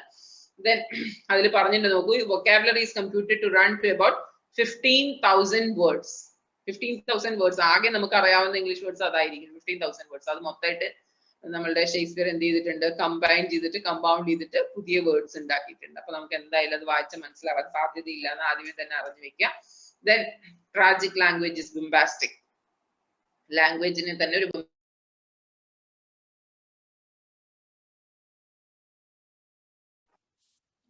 then main theme എന്ന് പറയുന്നത് creative imagination and the present difficulties of the world. Creative imagination theme എന്താണെന്ന് ശ്രദ്ധിച്ചോളൂ. ഇമാജിനേഷനിൽ ക്രിയേറ്റ് ചെയ്യാൻ ഭയങ്കര ബുദ്ധിമുട്ടാണ്. ചില കൺസെപ്റ്റുകളൊക്കെ ക്രിയേറ്റിവിറ്റിയിൽ കൊണ്ടുവരാൻ ഭയങ്കര ബുദ്ധിമുട്ടാണ്. പിന്നെ ഒന്നാണ് അതിന്റെ കൂടെ പ്രസന്റ് ഡിഫിക്കൽട്ടീസിനെ ഇൻക്ലൂഡ് ചെയ്യും വേണം. ഇപ്പൊ നടക്കുന്ന പ്രോബ്ലംസിനെ ഇൻക്ലൂഡ് ചെയ്ത് ഒരു മെസ്സേജ് ആയിട്ട് കൺവേർട്ട് ചെയ്യും വേണം. പബ്ലിക്കിലേക്ക് ഒരു മെസ്സേജ് കൺവേ ചെയ്യും വേണം. ഇത്രയും കാര്യങ്ങൾ ഇൻക്ലൂഡ് ചെയ്തുകൊണ്ടാണ് പല റൈറ്റേഴ്സും എഴുതിയിരുന്നത്. ഇനി ബെൻ ജോൺസനെ കുറിച്ചൊരു ഇൻട്രൊഡക്ഷൻ ഉണ്ട്. ഞാൻ ഫസ്റ്റ് പാർട്ട് മാത്രമേ ഇത്രയും ഡീറ്റെയിൽ ആയിട്ട് എടുക്കുള്ളൂ. ഷേക്സ്പിയറിന്റെ പീരീഡ് എന്തായാലും 2 ക്വസ്റ്റ്യൻ കമ്പൽസറി ആയിട്ട് ഉണ്ടാവും. അതുകൊണ്ടാണ് ഇത്രയും ഡീറ്റെയിൽ ആയിട്ട് പോകുന്നത്. ഇത്ര ഡീറ്റെയിൽ ആയിട്ട് ഹിസ്റ്ററി പോയാൽ ഒരു പേജ് ആയിട്ട് പോകേണ്ടി വരും. 10 ദിവസം മതിയാവില്ല നമുക്കത് എടുക്കാൻ. അപ്പൊ നെക്സ്റ്റ് ബെൻ ജോൺസനെ കുറിച്ച് ഇൻട്രൊഡക്ഷൻ പറഞ്ഞത്. ഇതിന്റെ ഓർഡറിൽ ചെറിയ ഡിഫറൻസ്, നമ്മൾ തന്നെ ഒരു ഓർഡറിലേക്ക് കൊണ്ടുവരണം. ബുക്ക് കയ്യിൽ കിട്ടുമ്പോൾ കറക്റ്റ് ഷേക്സ്പിയറിനെ കുറിച്ച് പറഞ്ഞിരിക്കുന്ന പാർട്ടുകളെല്ലാം കൂടെ ഒരു ഭാഗത്തേക്ക് കൊണ്ടുവരാം. ബെൻ ജോൺസനെ കുറിച്ച് പറഞ്ഞിരിക്കുന്ന പാർട്ടായിട്ട് വീണ്ടും റിപ്പീറ്റ് ചെയ്ത് പറഞ്ഞിട്ടുണ്ടാവും. അപ്പൊ അത് നിങ്ങൾക്ക് ഓർഡർ വായിക്കുമ്പോൾ ബുദ്ധിമുട്ട് തോന്നുന്നുണ്ട. ബെൻ ജോൺസനെ കുറിച്ച് എന്താ പറയാനുള്ളത്? Stranger to tragedy. Ben Jonson would be no stranger to tragedy. Tragedy ആണ് മോസ്റ്റ്ലി എഴുതാറുള്ളത്. Who had been imprisoned and deprived of his estate during the Catholic reign of Mary Tudor only a month earlier, and his mother left penniless and with no means of supporting her young son. അപ്പൊ അച്ഛൻ വാറിൽ മരിച്ചുപോയി, അമ്മ മാത്രം ഉണ്ടായിരുന്നു. പെന്നിലെസ് എന്ന് പറഞ്ഞാൽ പൈസ ഒന്നും ഇല്ലാതെ ജീവിക്കുന്ന സമയത്ത് യങ് സൺ ബെൻ ജോൺസൺ മാത്രമാണ് ഉണ്ടായിരുന്നത്. Was marry a bricklayer. അപ്പൊ ഒരു ലേബറെ മാരി ചെയ്യേണ്ടി വന്നു. ഈ ട്രാജിക് ബിഗിനിങ് ഒക്കെ ആയിരുന്നുവെങ്കിലും Ben Jonson would be not. Ben ജോൺസന്റെ റൈറ്റിംഗ്സ് ഒക്കെ വളരെ ഫേമസ് ആയിരുന്നു. വെസ്റ്റ്മിനിസ്റ്റർ സ്കൂളിലാണ് പഠിച്ചിരുന്നത്. Exceptional literary gifts and took the young man under his tutelage. അപ്പൊ ലിറ്റററി ഗിഫ്റ്റ്സ് ചെറുപ്പത്തിൽ സ്കൂളിൽ പഠിക്കുന്ന കാലത്ത് തന്നെ ലിറ്റററി ഗിഫ്റ്റ്സ്, അതായത് ലിറ്ററേച്ചറിലേക്ക് കോൺസെപ്റ്റ് ഐഡിയാസ് ഉണ്ടായിരുന്ന ഒരാളായിരുന്നു. ഇവിടെ പേജ് നമ്പർ 8 ഞാൻ വായിക്കുന്ന പേജ് നിങ്ങൾ കണ്ടുപിടിച്ച് വരുമ്പോഴേക്കും കുറച്ച് നേരമാവും. ഞാനിങ്ങനെ ഇമ്പോർട്ടന്റ് ആയിട്ടുള്ള പാർട്ട് ഇങ്ങനെ പോവാണ്, ഇങ്ങനെ പറഞ്ഞു പോവാണ്. ഏകദേശം ഒരു ടോപ്പിക് എവിടെയാണെന്ന് മാത്രം മനസ്സിലാക്കി വെക്കാം. പേജ് വൈസ് ലൈൻ വൈസ് എന്തായാലും എടുക്കില്ലല്ലോ. പേജ് ലൈൻ ബൈ ലൈൻ എന്തായാലും നമുക്ക് വായിച്ചു പോകാൻ പറ്റില്ലല്ലോ. അപ്പൊ അത് എവിടെയാണെന്ന് ഏകദേശം നോക്കിക്കോളൂ. ചില ഇമ്പോർട്ടന്റ് പാർട്ട് മാത്രം പറഞ്ഞു പോകുന്നേ ഉള്ളൂ. ഷേക്സ്പിയറിനെ പോലെ തന്നെ യൂണിവേഴ്സിറ്റി എഡ്യൂക്കേഷൻ ഒന്നും ഇല്ലാത്ത ആളാണ് ബെൻ ജോൺസണും. Instruction proved more than advocate. അപ്പൊ ക്യാംഡൻ ആയിരുന്നു തന്റെ ഗുരു. അപ്പൊ അവരുടെ ഇൻസ്ട്രക്ഷൻ തന്നെ മോർ ദാൻ, അതെ page number 8, more than enough ആയിരുന്നു. അതിനെക്കാട്ടിലും മോർ ദാൻ ആഡ്വക്കേറ്റ് എന്ന് പറഞ്ഞാൽ മതിയാവുന്നതിൽ കൂടുതൽ ഇൻസ്ട്രക്ഷൻസ് കിട്ടാറുണ്ടായിരുന്നു. Most learn men of queen എലിസബത്തിന്റെ പീരീഡിൽ ജീവിച്ചിരുന്ന ഒരു റൈറ്ററാണ്. ഓണററി ഡിഗ്രീസ് ഫോർ ബോത്ത് യൂണിവേഴ്സിറ്റീസിലൊന്നും ഒരുപാട് എഡ്യൂക്കേഷൻ ഒന്നും ചെയ്തില്ലെങ്കിലും പല ഡിഗ്രീസും അവിടെ നിന്ന് കിട്ടിയിട്ടുണ്ട്. ആൻഡ് ദെൻ പിന്നെ പറഞ്ഞിരിക്കുന്നത് ബിഫോർ ദ ഇംഗ്ലീഷ് വോളണ്ടിയേഴ്സ്, പിന്നെ പറഞ്ഞ മാരീഡ് എ വുമൺ ഒക്കെ പേഴ്സണൽ ലൈഫിനെ കുറിച്ച് പറഞ്ഞിട്ടുണ്ട്. ഡിസാസ്റ്റർ ഇനി വരുന്നത് നെഗറ്റീവ് ഹാഫ് ആണ്. Quarrel with the actor Gabriel Spencer. ഒരു ഗബ്രിയൽ സ്പെൻസർ പറയുന്ന ഒരു ആക്ടറുമായിട്ട് ഒരു ചെറിയ പ്രശ്നം ഉണ്ടാവും. And duel kill the man. And though his blade was 10 inches shorter than Spencer's, he was imprisoned and very nearly put to death. അങ്ങനെ അവര് തമ്മിൽ ഒരു ചെറിയ കോറലില്, ഒരു ബ്ലേഡിന്റെ തർക്കത്തിലല്ല, ബ്ലേഡ് വെച്ചുള്ള കളിയിൽ ഒരാൾ മരിച്ചു പോകും. അങ്ങനെ ഇംപ്രസൺ ടു ഡെത്ത്, അങ്ങനെ മരണം വരെ ജയിലിൽ ഇടാൻ തീരുമാനിക്കും. Granted reprieve and was release. Finally ഒരു റിലീസ് കിട്ടുകയും ചെയ്യും. അതിൽ നിന്ന് ജയിലിൽ നിന്ന് പുറത്തു വരികയും ചെയ്യും. And was branded on that time. His release was celebrated by the performance of his new play Every Man Out of His Humor. അപ്പൊ ജയിലിൽ ഇരിക്കുമ്പോഴേ ഇതുപോലെ ഒരുപാട് റൈറ്റിംഗ്സ് ഒക്കെ ചെയ്തു. അപ്പൊ റിലീസ് ചെയ്ത് വന്ന കുറച്ചു കാലമേ ജീവിച്ചിട്ടുണ്ടായിരുന്നുള്ളൂ. ആ കാലഘട്ടത്തിൽ വന്നപ്പോ തന്നെ ഉണ്ടായിരുന്ന റിലീസ് ആയിരുന്നു every man on his humour എന്നുള്ളത്. അതുകൊണ്ട് തന്നെ അതൊരു പ്രത്യേക കാലഘട്ടത്തിൽ പ്രസന്റ് ചെയ്തൊരു ഡ്രാമ ആയതുകൊണ്ട് every man out of his humour എന്നുള്ള ഡ്രാമ, ബെൻ ജോൺസന്റെ ഡ്രാമ വളരെ ഫേമസ് ആയിരുന്നു. ഇങ്ങനെ ജയിലിൽ പോയിട്ട് തിരിച്ചു വന്നതിന് ശേഷമുള്ള ഒരു ഇതായിരുന്നു. പിന്നെയാണ് മാസ്റ്റർ പീസ് വോൾപെൻ എന്ന് പറയുന്ന മാസ്റ്റർ പീസ് എഴുതിയത്. Rich merchant hits upon the scheme of faking his own death in order to swell his coffers with gift. അപ്പൊ അതൊരു റിച്ച് മെർച്ചന്റ് സ്റ്റോറി ആയിരുന്നു വോൾപോൺ എന്ന് പറയുന്നത്. നെക്സ്റ്റ് മാസ്റ്റർ പീസ് എന്ന് പറയുന്നത്. പിന്നെ അതിൽ എന്താ, drawing amusing picture of Elizabethan times is called selling the moral of Elizabethan ടൈംസിന്റെ പിക്ചേഴ്സ് ഒക്കെ, അതായത് എഴുതുക മാത്രമല്ല ആർട്ട്, കലകൾ പല പറയുന്നുണ്ട്. Continue to write comedy on comedy. ഇങ്ങനെ കോമഡി. ഫൈനലി ഒബിസിറ്റി ആയിരുന്നു, ഒരുപാട് ഓവർ തടിയായിട്ട് ഒബിസിറ്റി ആയിട്ട് ഒന്നും അനങ്ങാൻ പറ്റാതെ അങ്ങനെയായിരുന്നു അവസാന കാലഘട്ടത്തിൽ ഉണ്ടായിരുന്നത്. അപ്പൊ മോസ്റ്റ് ഇമ്പോർട്ടന്റ് കണ്ടംപററിയൻ ആണ് ഷേക്സ്പിയറിന്റെ മോസ്റ്റ് ഇമ്പോർട്ടന്റ് കണ്ടംപററിയൻ ആണ് ബെൻ ജോൺസൺ എന്ന് പറയുന്നത്. ഏറ്റവും ഈക്വലി ഇമ്പോർട്ടന്റ് ആയിട്ട് ഷേക്സ്പിയറിനെ പോലെ തന്നെ ഫേമസ് ആയിട്ടുള്ള, അത്രയും തന്നെ ഈക്വലി ഇമ്പോർട്ടന്റ് ഉള്ള, അത്രയും ഈ പ്രത്യേകതകളുള്ള റൈറ്റർ തന്നെയായിരുന്നു ബെൻ ജോൺസൺ എന്ന് പറയുന്നുണ്ട്. എവരി മാൻ ഈസ് ഹ്യൂമർ എന്ന് പറയാൻ അത് എന്തായാലും എഴുതണം. പ്ലേ ഹൗസസ് ഓഫ് ഷേക്സ്പിയർ ടൈമിൽ വീണ്ടും പ്ലേ ഹൗസസിന് ഗ്ലോബും ബ്ലാക്ക് ഫ്ലയേഴ്സ് ഒക്കെ വീണ്ടും റിപ്പീറ്റഡ് പറയുന്നുണ്ട്. നേരത്തെ പറഞ്ഞ ഗ്ലോബ് എന്ന തിയേറ്ററും ബ്ലാക്ക് ഫ്ലയർ എന്ന തിയേറ്ററും ഒക്കെ ഷേക്സ്പിയറിന്റെ കോൺട്രിബ്യൂഷൻ ആണെന്ന് പറഞ്ഞു. ഇങ്ങനെയുള്ള റൈറ്റേഴ്സ് ഒക്കെ പ്ലേ റൈറ്റേഴ്സ് ഒക്കെ ഉണ്ടായിരുന്നു ഈ ഗ്ലോബ് ആൻഡ് ബ്ലാക്ക് ഫ്ലയേഴ്സ് വരുന്ന കാലഘട്ടം. റിപ്പീറ്റഡ് ആയിട്ട് ആ പാരഗ്രാഫിൽ വീണ്ടും പറയുന്നുണ്ട്. ഇപ്പൊ നമ്മൾ പറഞ്ഞത് ഡ്രാമയെ കുറിച്ചാണ്, അതായത് ഷേക്സ്പിയറിന്റെ പീരീഡിലുള്ള ഡ്രാമാസിനെ കുറിച്ചാണ്. ഡ്രാമയെ കുറിച്ച് ഇനി ഷേക്സ്പിയറിന്റെ പീരീഡിലുള്ള പ്രോസിനെ കുറിച്ചാണ് പറയുന്നത്. പ്രോസിലുള്ള റൈറ്റേഴ്സ് ആണ് Lyly and other prose writers. അത് പറയണമെങ്കിൽ ഒരുപാട് പറയണം. Bacon and his essays, Lyly and prose റൈറ്റേഴ്സും റൈറ്റേഴ്സിന്റെ ഒരുപാട് പേരുകൾ അതിനകത്ത് പറഞ്ഞിട്ടുണ്ട്. ഓരോരുത്തരുടെയും കോൺട്രിബ്യൂഷന്റെ പേരും ഇയർ വൈസ് കൊടുത്തിട്ടുണ്ട്. അപ്പൊ ഇരുന്ന് കണ്ണടച്ചിരുന്നിട്ട് ബൈ ഹാർട്ട് ആയിട്ട് ഇരുന്ന് പഠിക്കുക. ഏതൊക്കെ റൈറ്റേഴ്സ് ആയിരുന്നു, അവരുടെയൊക്കെ ബുക്കിന്റെ പേരുകൾ എന്തൊക്കെയായിരുന്നു എന്നുള്ളത് എത്ര എണ്ണമൊക്കെ പഠിക്കാൻ പറ്റുമോ അത്ര എണ്ണമൊക്കെ പഠിക്കാം. വായിച്ചു പോവാം. അതായത് മെയിൻ ആയിട്ട് ഫസ്റ്റ് ഡ്രീം ഇൻ ഫോബിയസ് holy Gower thought not printed till 15. Alexander and Campus printed in 1584. Sappho and Favo 1584, edition 1591. Galatea 1592, Midas, Mother Bombay 1594, Maids, Metamorphosis, Rhyme and Only Probably. ഇതൊക്കെ ഏതൊക്കെ ഇയറിലാണ് അതിന്റെ പേരുകളും പേജ് നമ്പർ 9 കൊടുത്തിട്ടുണ്ട് first പാരഗ്രാഫിൽ. അതിലൊരു 2, 3 4 പഠിക്കാൻ പറ്റുന്നത്. Love memories, ഇങ്ങനെ കുറെ മെറ്റഫോർസിന്റെ ഒക്കെ കുറച്ച് ഫേമസ് ആയിട്ടുള്ളത് ഏതൊക്കെയാണോ, അല്ലെങ്കിൽ നിങ്ങൾക്ക് ഈസി ആയിട്ടുള്ള പേരുകൾ ഏതൊക്കെയാണോ 1, 2, 4 പഠിച്ചു വെക്കണം എന്നർത്ഥം. പ്രോസ് ലിലി ആൻഡ് പ്രോസ് റൈറ്റേഴ്സ് എന്ന് പറയുന്ന ഹെഡിങ്ങിൽ കൊടുക്കാൻ പറ്റുന്ന പോലെ. ആൻഡ് ജോൺ ലിലിയാണ് അതിൽ ഏറ്റവും ഫേമസ് ആയിട്ടുള്ള പ്രോസ് റൈറ്റർ എന്ന് പറയുന്നത്. യൂഫേഴ്സ് അത് തന്നെയാണ് അതിലും പറയുന്നത്. Which Euphues and his England for quality it was used handbook for moral values. അപ്പൊ ഫേമസ് ആയിട്ടുള്ള ഒരു റൈറ്ററും റൈറ്ററുടെ ഒരു റൈറ്റിംഗും ആണ് പറയേണ്ടത്. പിന്നെ second place in Elizabethan romance may be assigned to sir Philip Sidney, Arcadia. Lyly അല്ലാതെ പിന്നെയുള്ള റൈറ്റർ വന്ന് ഫിലിപ്പ് സിഡ്നി എന്ന് പറയുന്ന ഒരു റൈറ്ററെ കുറിച്ച് പറയുന്നുണ്ട്. Thomas and Greene followed Sidney. പിന്നെ പറയുന്ന റൈറ്റേഴ്സ് ആണ് Thomas Greene. Next come Thomas Nashe, who works were largely about the realistic and romance. ഇവരൊക്കെ എന്തിനെ കുറിച്ചാണ് എഴുതിയിരുന്നത്? അപ്പൊ 1, 2 റൈറ്റേഴ്സിന്റെ പേരുകളും തോമസും ഗ്രീനും, Archean sensor, Philip Sydney, Lily തുടങ്ങിയ റൈറ്റേഴ്സിന്റെ പേരുകളും അവരുടെ റൈറ്റിംഗ്സിന്റെ പേരുകളിൽ ഏതൊക്കെയാണോ നിങ്ങൾക്ക് ഓർമ്മയുള്ളത് 1, 2 എണ്ണം അതും മെൻഷൻ ചെയ്തിട്ട് വേണം ലിലി എന്ന പേരിനെ ഇൻട്രൊഡ്യൂസ് ചെയ്യാൻ. Then Bacon and his essays. പിന്നെ ബേക്കണെ കുറിച്ചാണ് പറയുന്നത്. ഇംഗ്ലീഷ് ലോയർ ആയിരുന്നു Baker. Statesman, essayist, historian, intellectual reformer, philosopher, champion of modern science. ഒരുപാട് ഹെഡിങ്സ് ഉണ്ട് ബേക്കണിന്. ബേക്കൺ ഒരു അനദർ റൈറ്റർ ആണ്, എസ്സേയിസ്റ്റ് ആണ്, എസ്സേ റൈറ്റർ ആണ് ബേക്കൺ. അതായത് നമ്മളിപ്പോ എന്തൊക്കെ പഠിച്ചു? പോയട്രി, ഡ്രാമ, നെക്സ്റ്റ് ഇപ്പോ ലാസ്റ്റ് പറയുന്നത് essay.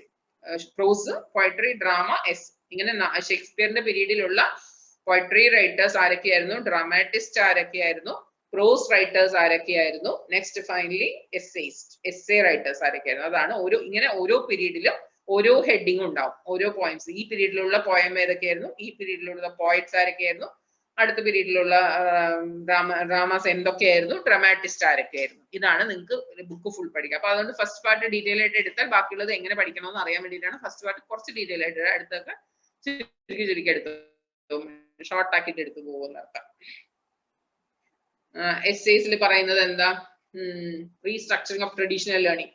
Early in his career, he claimed all knowledge as province and afterwards dedicated himself to wholesale evaluation, restructuring of traditional learning. അപ്പൊ ആദ്യകാലങ്ങളിലൊക്കെ എല്ലാ നോളജും ഉണ്ടാവണം എന്നൊരു കൺസെപ്റ്റ് ആയിരുന്നു ബേക്കണും ഉണ്ടായിരുന്നത്. എല്ലാ പോയട്രിയിലും ഡ്രാമയിലും ഇതുപോലെ സൊസൈറ്റിയിലുള്ള എല്ലാ വിഷയങ്ങളെ കുറിച്ച് നോളജ് ഉണ്ടാവണമെന്നായിരുന്നു ബേക്കണിന്റെ ഒരു ഒപ്പീനിയൻ ഉണ്ടായിരുന്നത്. ദെൻ ഫൈനലി അല്ലെങ്കിൽ later restructuring of traditional learning, പഴയ കാലത്ത് ഒരു ലേണിംഗ് സിസ്റ്റം തന്നെ ഫോളോ ചെയ്യുന്നതാണ് നല്ലതെന്ന് പിന്നീട് ഒരു കൺസെപ്റ്റിലേക്ക് വന്നു. ആൻഡ് ലാർജ്ലി ഡിസപ്പോയിന്റഡ് ആണ്. എലിസബത്ത് ഫസ്റ്റ് പീരീഡിൽ ഒരുപാട് ഫേമസ് ഒന്നും ആയിരുന്നില്ല. But with ascension of James political fortunes rose. ജെയിംസിന്റെ കാലഘട്ടത്തിൽ, എലിസബത്ത് കഴിഞ്ഞിട്ട് ജെയിംസ് ഫസ്റ്റിന്റെ കാലഘട്ടം ആകുമ്പോഴേക്കും കുറച്ചുകൂടെ ബേക്കണിന്റെ പീരീഡിനൊക്കെ കുറച്ചും കൂടെ പ്രൊമോഷൻസ് കിട്ടി. Solicitor General. He was steadily promoted to a series of offices. ഇത് റൈറ്റിംഗ്സിന്റെ പേരുകളല്ല, ആർമി മിലിറ്ററിയിലൊക്കെ ഉള്ള സീരീസ് ഓഫ് പ്രൊമോഷന്റെ ലിസ്റ്റ് ആണ് ആ കൊടുത്തിരിക്കുന്നത്. ജനറൽ, അറ്റോർണൽ ജനറൽ 1613 അറ്റോർണൽ ജനറലായി മാറി. And eventually Lord chancellor 1618. നിങ്ങൾ ഇയറും പേരുകളും കാണുമ്പോൾ വിചാരിക്കും ഇതൊക്കെ ബുക്കിന്റെ പേരായിരിക്കും, അവരെ എഴുതിയ ബുക്കിന്റെ പേരായിരിക്കും എന്ന് വിചാരിക്കും. നമ്മൾ ഈ ബുക്ക് മുഴുവൻ അതല്ലേ പഠിക്കുന്നത്, അപ്പൊ അതാണ് വിചാരിക്കും. ബേക്കണെ കുറിച്ച് പറഞ്ഞിരിക്കുന്ന അതല്ല, തന്റെ ജോലിയിലുള്ള പ്രൊമോഷന്റെ കുറിച്ചാണ് പറഞ്ഞിരിക്കുന്നത്. അതായത് ജനറൽ, അറ്റോർണൽ ജനറൽ അടുത്തടുത്ത പൊസിഷനിലേക്ക് പ്രൊമോഷൻ വന്നതിനെ കുറിച്ചാണ് പറഞ്ഞിരിക്കുന്നത്. അപ്പൊ ആ ഫീൽഡിലൊക്കെ ബേക്കൺ വർക്ക് ചെയ്തിരുന്നു എന്നർത്ഥം. Cultural legacy that were better or worse includes most of the foundation for the triumph of technology and for the modern world as we currently know it. നമുക്ക് മോഡേൺ വേൾഡിനെ കുറിച്ച് നമുക്ക് ഇപ്പോ, അതായത് ആ കാലഘട്ടത്തെ കുറിച്ച് നമുക്ക് ഇപ്പൊ അറിയുന്നുണ്ടെങ്കിൽ അത് ഇങ്ങനെയുള്ള റൈറ്റേഴ്സിന്റെ കോൺട്രിബ്യൂഷൻസ് ആണെന്നർത്ഥം. അപ്പൊ ആ കാലഘട്ടങ്ങളെ കുറിച്ച് എഴുതിയിരുന്നു എന്നർത്ഥം. ആൻഡ് പിന്നെന്തായാലും മെയിൻ ആയിട്ട് പറയാനുള്ളത് straightforward and syntax. Straightforward ആയിട്ട് കാര്യങ്ങൾ എഴുതാൻ important prose writer of this time is Bacon. Francis Bacon was born on 22nd January 1561. His childhood queen called him the young Lord Keeper. അങ്ങനെ ഒരു പേരും കൂടെ bacon ഒരു നിക്നെയിമും കൂടെ ഉണ്ടായിരുന്നു, യങ് ലോർഡ് കീപ്പർ എന്ന പേരും കൂടി ഉണ്ടായിരുന്നു. Literature, essays and counsels, civil or moral. Also works of general literature. എല്ലാ ലിറ്ററേച്ചറിന്റെയും കൂടെ കോമ്പിനേഷൻ ആയിരുന്നു essays and counsels, civil or moral. Other prose of the period എന്ന് പറഞ്ഞിട്ട് കുറച്ച് കൊടുത്തിട്ടുണ്ട്. റേഫേൽ ഹൊളിൻസ്റ്റൺ, റിച്ചാർഡ് ഹാൽക്വിറ്റ്, റിച്ചാർഡ് ഹൂക്കർ തുടങ്ങിയ റൈറ്റേഴ്സിന്റെ മറ്റ് പ്രോസ്. അപ്പൊ ഒരു ലെസനെ കുറിച്ച് ഒരു ഐഡിയ കിട്ടിയിട്ടുണ്ടാവും. ഫസ്റ്റ് ലെസൺ ഡീറ്റെയിൽ ആയിട്ട് പറയാൻ കാരണം ഇതാണ്. ഇപ്പൊ ഷേക്സ്പിയറിനെ കുറിച്ച് ഒരു ക്ലിയർ ഇൻട്രൊഡക്ഷൻ, ബുക്കിൽ എവിടെയൊക്കെ ഷേക്സ്പിയറിനെ കുറിച്ച് പറഞ്ഞിട്ടുണ്ടോ അതെല്ലാം ചേർത്ത് വെച്ചൊരു വലിയ ഇൻട്രൊഡക്ഷൻ. ഷേക്സ്പിയറിന്റെ കൂടെ ജീവിച്ചിരുന്ന മറ്റു റൈറ്റേഴ്സിനെ കുറിച്ചും ബേക്കണെ കുറിച്ചും ബാക്കിയുള്ള കണ്ടംപററിയൻസിനെ കുറിച്ചും ഒക്കെ എഴുതണം. അതില് ഡ്രാമാറ്റിസ്റ്റ്, പോയറ്റ്സ് ആരൊക്കെയായിരുന്നു, ഡ്രാമാറ്റിസ്റ്റ് ആരൊക്കെയായിരുന്നു, ഏതൊക്കെ ഡ്രാമാസ് ആയിരുന്നു, ആ ഡ്രാമ എഴുതിയ ഡ്രാമാറ്റിസ്റ്റ് ആരൊക്കെയായിരുന്നു, പോയട്രി ഫേമസ് ആയിട്ടുള്ള പോയട്രീസ് ഏതൊക്കെയായിരുന്നു, ആ പോയറ്റ്സ് ആരൊക്കെയായിരുന്നു, എസ്സേയിസ്റ്റ് ആരായിരുന്നു, ആ കാലത്ത് ഉണ്ടായിരുന്ന ഫേമസ് ആയിട്ടുള്ള എസ്സേ എന്തായിരുന്നു. ഇങ്ങനെ ആ 4 ഡിവിഷനെ കുറിച്ചും, പ്രോസ്, പോയട്രി, ഡ്രാമ, എസ്സേ, ഇങ്ങനെ 4 ഡിവിഷനെ കുറിച്ചും അതിൽ ആ 4 ഡിവിഷനിലുമുള്ള ബുക്കുകളുടെ പേരുകളും അതിന്റെ റൈറ്റേഴ്സിനെ കുറിച്ചുമാണ് ഇൻട്രൊഡക്ഷനിൽ പറഞ്ഞിരിക്കുന്നത്. അതായത് ഷേക്സ്പിയറിന്റെ പീരീഡിനെ കുറിച്ച് പറഞ്ഞിരിക്കുന്നത്. ക്വസ്റ്റ്യൻസ് എന്തൊക്കെയാന്ന് നോക്കുക. ലെസണിലുള്ള questions. Write a short note on Spenser's Fairy Queen. സ്പെൻസറുടെ ഫെയറി ക്വീൻ ആണ് ഏറ്റവും ഫേമസ് എന്ന് പറഞ്ഞു. ഫെയറി ക്വീനെ കുറിച്ച് മാത്രം ചോദിക്കുമ്പോൾ ഫെയറി ക്വീനെ മാത്രം കുറിച്ച് എഴുതി ഒരു 4 ലൈനെ ആകെ എഴുതാനുണ്ടാവുള്ളൂ. ഫെയറി ക്വീനെ കുറിച്ച് അല്ലെങ്കിൽ ഫെയറി ക്വീന്റെ ലെസൺ ഒക്കെ പഠിച്ച് വേറെ റെഫറൻസ് ഒക്കെ എടുത്ത് ഗർഭഡോഗിനെ കുറിച്ച് ഒന്ന് പറഞ്ഞുതരും. വീണ്ടും വീണ്ടും ഇതെല്ലാം പറഞ്ഞുകൊണ്ടിരിക്കാം. അപ്പൊ ക്വസ്റ്റ്യൻസ് ഡിസ്കസ് ചെയ്യുന്നത് എന്താണെന്ന് നോക്കിക്കോളൂ. സ്പെൻസറിന്റെ ഫെയറി ക്വീനെ കുറിച്ച് എഴുതണമെങ്കിൽ ആ ഒരു ഗർഭഡോഗ് മാത്രം എടുത്തു കഴിഞ്ഞാൽ 4 ലൈനെ നമുക്ക് അതിനെ കുറിച്ച് എഴുതാനുണ്ടാവുള്ളൂ. ഈ ലെസണിൽ ഇങ്ങനെ ക്വസ്റ്റ്യൻസ് വരുമ്പോൾ you have to mention from Shakespeare. അതായത് എവിടുന്ന്, ഷേക്സ്പിയർ തൊട്ടിട്ടല്ല, നമ്മളുടെ ഈ പീരീഡിനെ ലിറ്ററേച്ചറിനെ, ഹിസ്റ്ററി ഓഫ് ലിറ്ററേച്ചറിനെ തന്നെ we have divided into 5. അതിൽ ഷേക്സ്പിയർ ആണ് ഫസ്റ്റ് പാർട്ടിൽ വരുന്നത്. ഷേക്സ്പിയറിന്റെ പീരീഡ് തുടങ്ങിയാണ് റൈറ്റിംഗ്സ് തന്നെ സ്റ്റാർട്ട് ചെയ്യുന്നത്, എഴുത്തുകാർ തന്നെ തുടങ്ങുന്നത്, റൈറ്റിംഗ് തന്നെ തുടങ്ങുന്നത്. അവിടെ തുടങ്ങുന്നത് തന്നെ ഇതെല്ലാ ഫീൽഡിലും എഴുതി തുടങ്ങിയിട്ടുണ്ടായിരുന്നു. പോയട്രി, ഡ്രാമ, എസ്സേ, പ്രോസ്, ഇങ്ങനെ എല്ലാം എഴുതിയിരുന്നു. അതിൽ ഏറ്റവും ഫേമസ് ആയത് ഡ്രാമയായിരുന്നു. ഷേക്സ്പിയറിന്റെ ഡ്രാമാസ് ആയിരുന്നു. അതിന്റെ പ്രത്യേകതകൾ എന്തൊക്കെയാണ്, സ്പെഷ്യാലിറ്റീസ് എന്തൊക്കെയാണ്, ഷേക്സ്പിയറിൻ ഡ്രാമാസിന്റെ സ്പെഷ്യാലിറ്റീസ് എന്തൊക്കെയാണ്, ഷേക്സ്പിയറിൻ തിയേറ്റേഴ്സ് ഏതൊക്കെയായിരുന്നു, ദെൻ കൂടെ ഉണ്ടായിരുന്ന റൈറ്റേഴ്സിൽ ഏതൊക്കെ ഫീൽഡിൽ, പ്രോസിൽ ഫേമസ് ആയവര്, പോയട്രിയിൽ ഫേമസ് ആയത്, എസ്സേയിൽ ഫേമസ് ആയവർ ആരൊക്കെയായിരുന്നു, അവരുടെ റൈറ്റിംഗ്സ് എന്തൊക്കെയായിരുന്നു. ഇങ്ങനെ ഒരു ഫുൾ ലെസനും എഴുതണം. ഇതിൽ ഏത് ക്വസ്റ്റ്യൻ ചോദിച്ചാലും ഫുൾ ലെസനും എഴുതണം. Then give a detailed account of Shakespeare's life and works. Shakespeare life and works എന്ന് ചോദിച്ചു കഴിഞ്ഞാൽ നമുക്ക് ഇതെല്ലാം എഴുതാം. ഷേക്സ്പിയറിന്റെ ലൈഫിനെ കുറിച്ചും വർക്കിനെ കുറിച്ചും, ഷേക്സ്പിയറിനെ കുറിച്ച് മാത്രമല്ലാതെ കണ്ടംപററിയൻസിനെ കുറിച്ച് എഴുതണോ എന്നർത്ഥം. അതിലൊരു ഡൗട്ട് വരണ്ട. ഷേക്സ്പിയറെ കുറിച്ചല്ലേ ക്വസ്റ്റ്യൻ ചോദിച്ചിരിക്കുന്നത്, ലൈഫും വർക്സിനെ കുറിച്ചല്ലേ ചോദിച്ചിരിക്കുന്നത്. അപ്പൊ എന്തിനാണ് നമ്മൾ കണ്ടംപററിയൻസിനെ കുറിച്ച് എഴുതുന്നത്, സമകാലീന എഴുത്തുകാരെ കുറിച്ച് എന്തിനാണ് എഴുതുന്നത് ഒരു ഡൗട്ട് നിങ്ങൾക്ക് വരാം. ഒരാളെ കുറിച്ച്, ഒരു റൈറ്ററെ, ഇത്രയും ഫേമസ് ആയിട്ടുള്ള ആളുകളെ കുറിച്ച് മനസ്സിലാക്കണമെങ്കിൽ, ഇപ്പൊ ഒരു മിനിസ്റ്ററെ കുറിച്ച് മനസ്സിലാക്കണമെങ്കിൽ ആ പോസ്റ്റിൽ ഭരിച്ചിരുന്ന മറ്റു മിനിസ്റ്റേഴ്സിനെ കമ്പയർ ചെയ്യുമ്പോഴാണ് ഈസ് ഫാർ ബെറ്റർ അല്ലെങ്കിൽ ഫാർ മോശമാണെന്ന് നമുക്ക് പറയാൻ പറ്റുള്ളൂ. അതുപോലെ ഒരു റൈറ്ററെ കുറിച്ച്, ഒരു പീരീഡിൽ ജീവിച്ചിരുന്ന റൈറ്ററെ കുറിച്ച് when you are explaining, you have to mention about other writers, contemporaries, notes, books എല്ലാം കിട്ടും. അപ്പൊ കണ്ടംപററിയൻസിനെ കുറിച്ച് മെൻഷൻ ചെയ്തിരിക്കണം. എന്നാലേ ഇവരുടെ ഫെമിലിയാരിറ്റി എന്താണ്, ഇവരുടെ സ്പെഷ്യാലിറ്റി എന്താണെന്ന് കുറേ കൂടെ മനസ്സിലാക്കാൻ പറ്റില്ല. അതിനാണ് നമ്മൾ കണ്ടംപററീസിനെ കുറിച്ച് പറയുന്നത്. അപ്പോൾ ഷേക്സ്പിയറിനെ കുറിച്ച് ചോദിച്ചാലും you have to mention about the contemporaries. മറ്റുള്ളവരെ കുറിച്ച് നിർബന്ധമായും പറഞ്ഞിരിക്കണമെന്ന്. അടുത്ത മെസ്സേജ് വന്നോ? ഇല്ല. ഏജ് ഓഫ് പോപ്പ് കൂടെ പറയാം. ഏജ് ഓഫ് പോപ്പ്, ഇത് രണ്ടുമാണ് ഇതിൽ ഫേമസ് ആയിട്ട് റിപ്പീറ്റഡ് ആയിട്ട് ക്വസ്റ്റ്യൻ. ഷേക്സ്പിയറിൽ നിന്ന് തന്നെ 2 ക്വസ്റ്റ്യൻ വരാം. ഇതുപോലെ നേരത്തെ ചോദിച്ചതുപോലെ ഷേക്സ്പിയറിന്റെ ലൈഫ് വർക്ക്സ് ചോദിക്കാം, അല്ലെങ്കിൽ ഷേക്സ്പിയറിയൻ തിയേറ്ററിനെ കുറിച്ച് ചോദിക്കാം, അല്ലെങ്കിൽ കണ്ടംപററിയൻസ് ഓഫ് ഷേക്സ്പിയറിനെ കുറിച്ച്, ഷേക്സ്പിയറിയൻ പീരീഡിൽ ഉണ്ടായിരുന്ന പോയട്രി, ഡ്രാമ, പ്രോസ് ആൻഡ് എസ്സേസിനെ കുറിച്ച് എക്സ്പ്ലെയിൻ എന്ന് പറഞ്ഞിട്ട് ഒരു ക്വസ്റ്റ്യൻ ആയിരിക്കാം. അപ്പൊ ലെസൺ ഫുൾ എഴുതണം. ഏത് ചോദിച്ചാലും ആസ് യൂഷ്വൽ ലെസൺ ഫുൾ എഴുതണം എന്നുള്ളത് റിപ്പീറ്റ് ആയിട്ട് പറയുന്നു. ഇതിൽ നിന്ന് തന്നെ 2 പാർട്ടാക്കി ചോദിക്കും. അപ്പൊ നിങ്ങൾക്ക് എപ്പോഴും ക്വസ്റ്റ്യൻ വരുമ്പോൾ ഞാൻ വീണ്ടും ഈ വർഷവും റിപ്പീറ്റ് ചെയ്തു, കഴിഞ്ഞ വർഷം ഞാൻ പറഞ്ഞ വിഷയമാണ്. അതായത് നമുക്കിപ്പോ ഈ ബുക്കിൽ തന്നെ ടോട്ടൽ 3 പാർട്സ് ആണ് ഉള്ളത്. അതിലത്തെ ഈ ഫസ്റ്റ് പാർട്ടിൽ നിന്ന് എങ്ങനെ 2, 3, 4 ക്വസ്റ്റ്യൻസ് വരും.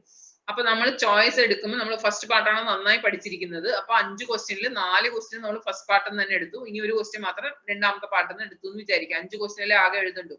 അപ്പൊ അങ്ങനെ എഴുതിയെന്ന് വിചാരിക്കാം. അപ്പൊ നമ്മളുടെ ആൻസർ വരുമ്പോൾ 4 പാർട്ടും ഫസ്റ്റ് ഡിവിഷനിൽ നിന്ന് തന്നെയായിരിക്കും. അപ്പൊ അതിന്റെ ഒക്കെ ഇൻട്രൊഡക്ഷൻ എന്തായിരിക്കും? ഷേക്സ്പിയറിന്റെ തന്നെയായിരിക്കും. എല്ലാ ഫസ്റ്റ് പാർട്ടിൽ എഴുതുമ്പോൾ എല്ലാത്തിനും ഇൻട്രൊഡക്ഷൻ എന്ത് തന്നെ എഴുതണം? ഇംഗ്ലീഷ് ലിറ്ററേച്ചറിന്റെ ഹിസ്റ്ററി തന്നെ we have divided into 5. Shakespearean period, എന്താ പറയുക, പോപ്പിന്റെ പീരീഡ്, ജാക്കോബിയൻ പീരീഡ്, അത് കഴിഞ്ഞ് പ്രസന്റ് ഏജ് വരെയുള്ള 5 ഡിവിഷൻ ആക്കി തിരിച്ചിട്ടുണ്ട്. എന്താ ഫസ്റ്റ് പീരീഡ് ഷേക്സ്പിയർ. ഇങ്ങനെ ഈ ഒരു ഇൻട്രൊഡക്ഷൻ എല്ലാ ആൻസറിലും കൊടുക്കേണ്ടി വരും. That is boring. ഒരു ആൻസർ വായിച്ചു കഴിഞ്ഞാൽ 4 ആൻസറിൽ ഒരേപോലെ ഇൻട്രൊഡക്ഷൻ കണ്ടു കഴിഞ്ഞാൽ മാർക്ക് കുറയാനാണ് സാധ്യത.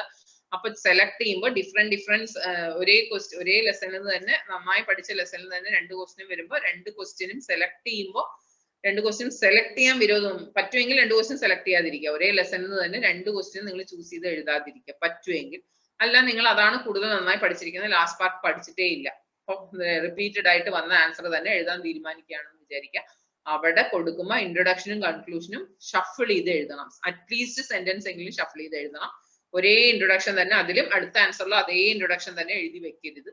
ഇൻട്രൊഡക്ഷൻ മസ്റ്റ് ആണ്. ഒരേ ഇൻട്രൊഡക്ഷൻ ആയിരിക്കും വരിക. ഷേക്സ്പിയറിനെ കുറിച്ചുള്ള ഇൻട്രൊഡക്ഷൻ ആയിരിക്കും രണ്ടാമത്തെ ആൻസറിലും വരിക, കാരണം അതേ ലെസണിൽ നിങ്ങൾ ചൂസ് ചെയ്തിരിക്കുന്നത്. അപ്പൊ രണ്ടിലും അതേപോലെ വരുമ്പോൾ ഒരിക്കലും ഒരേ ലൈനുകൾ, ഒരേ മെസ്സേജസ്, ഒരേ വിഷയം തന്നെ എഴുതരുത്. അറ്റ്ലീസ്റ്റ് ലൈൻസിന്റെ ഇതെങ്കിലും ഷഫിൾ ചെയ്ത് എഴുതണം.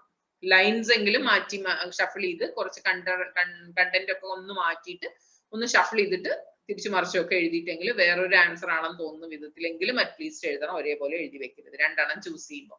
ഫസ്റ്റ് പാർട്ടിൽ നിന്ന് എന്തായാലും 2 ക്വസ്റ്റ്യൻ വരും. ഷേക്സ്പിയറിന്റെ പാർട്ടിൽ നിന്ന് ഏജ് ഓഫ് പോപ്പ് അങ്ങനെ ഒരു ക്വസ്റ്റ്യൻ വരാം. അപ്പൊ അലക്സാണ്ടർ പോപ്പാണ് നമ്മളുടെ ഫേമസ് റൈറ്റർ. കൂടെ ജീവിച്ചിരുന്ന ആളുകളാണ് ഡാനിയൽ ഡെഫോ, പിന്നെയുള്ളത് എഡിസൺ. ഇങ്ങനെ 2 പേരെ കുറിച്ചാണ് പറഞ്ഞിരിക്കുന്നത് ഏജ് ഓഫ് പോപ്പിൽ പറഞ്ഞിരിക്കുന്നത്. നെക്സ്റ്റ് പാർട്ട് ലെസൺ ആയിട്ട് കൊടുത്തിട്ടുണ്ടാവില്ല. Age of Pope next lesson ആയിട്ട് കൊടുത്തിട്ടുണ്ടോ? ഇല്ല, ഏജ് ഓഫ് പോപ്പ് കൊടുത്തിട്ടുള്ളൂ. ഫസ്റ്റ് പാർട്ടാണ്, അതെല്ലാം ഒരേ ലെസൺ ആണ്. ഒരേ ലെസണിൽ തന്നെ 4 പാർട്ട് ഏജ് ആയിട്ട് കൊടുത്തിരിക്കുന്നതാണ്, 4 പീരീഡ് ആയിട്ട് കൊടുത്തിരിക്കുന്നതാണ്.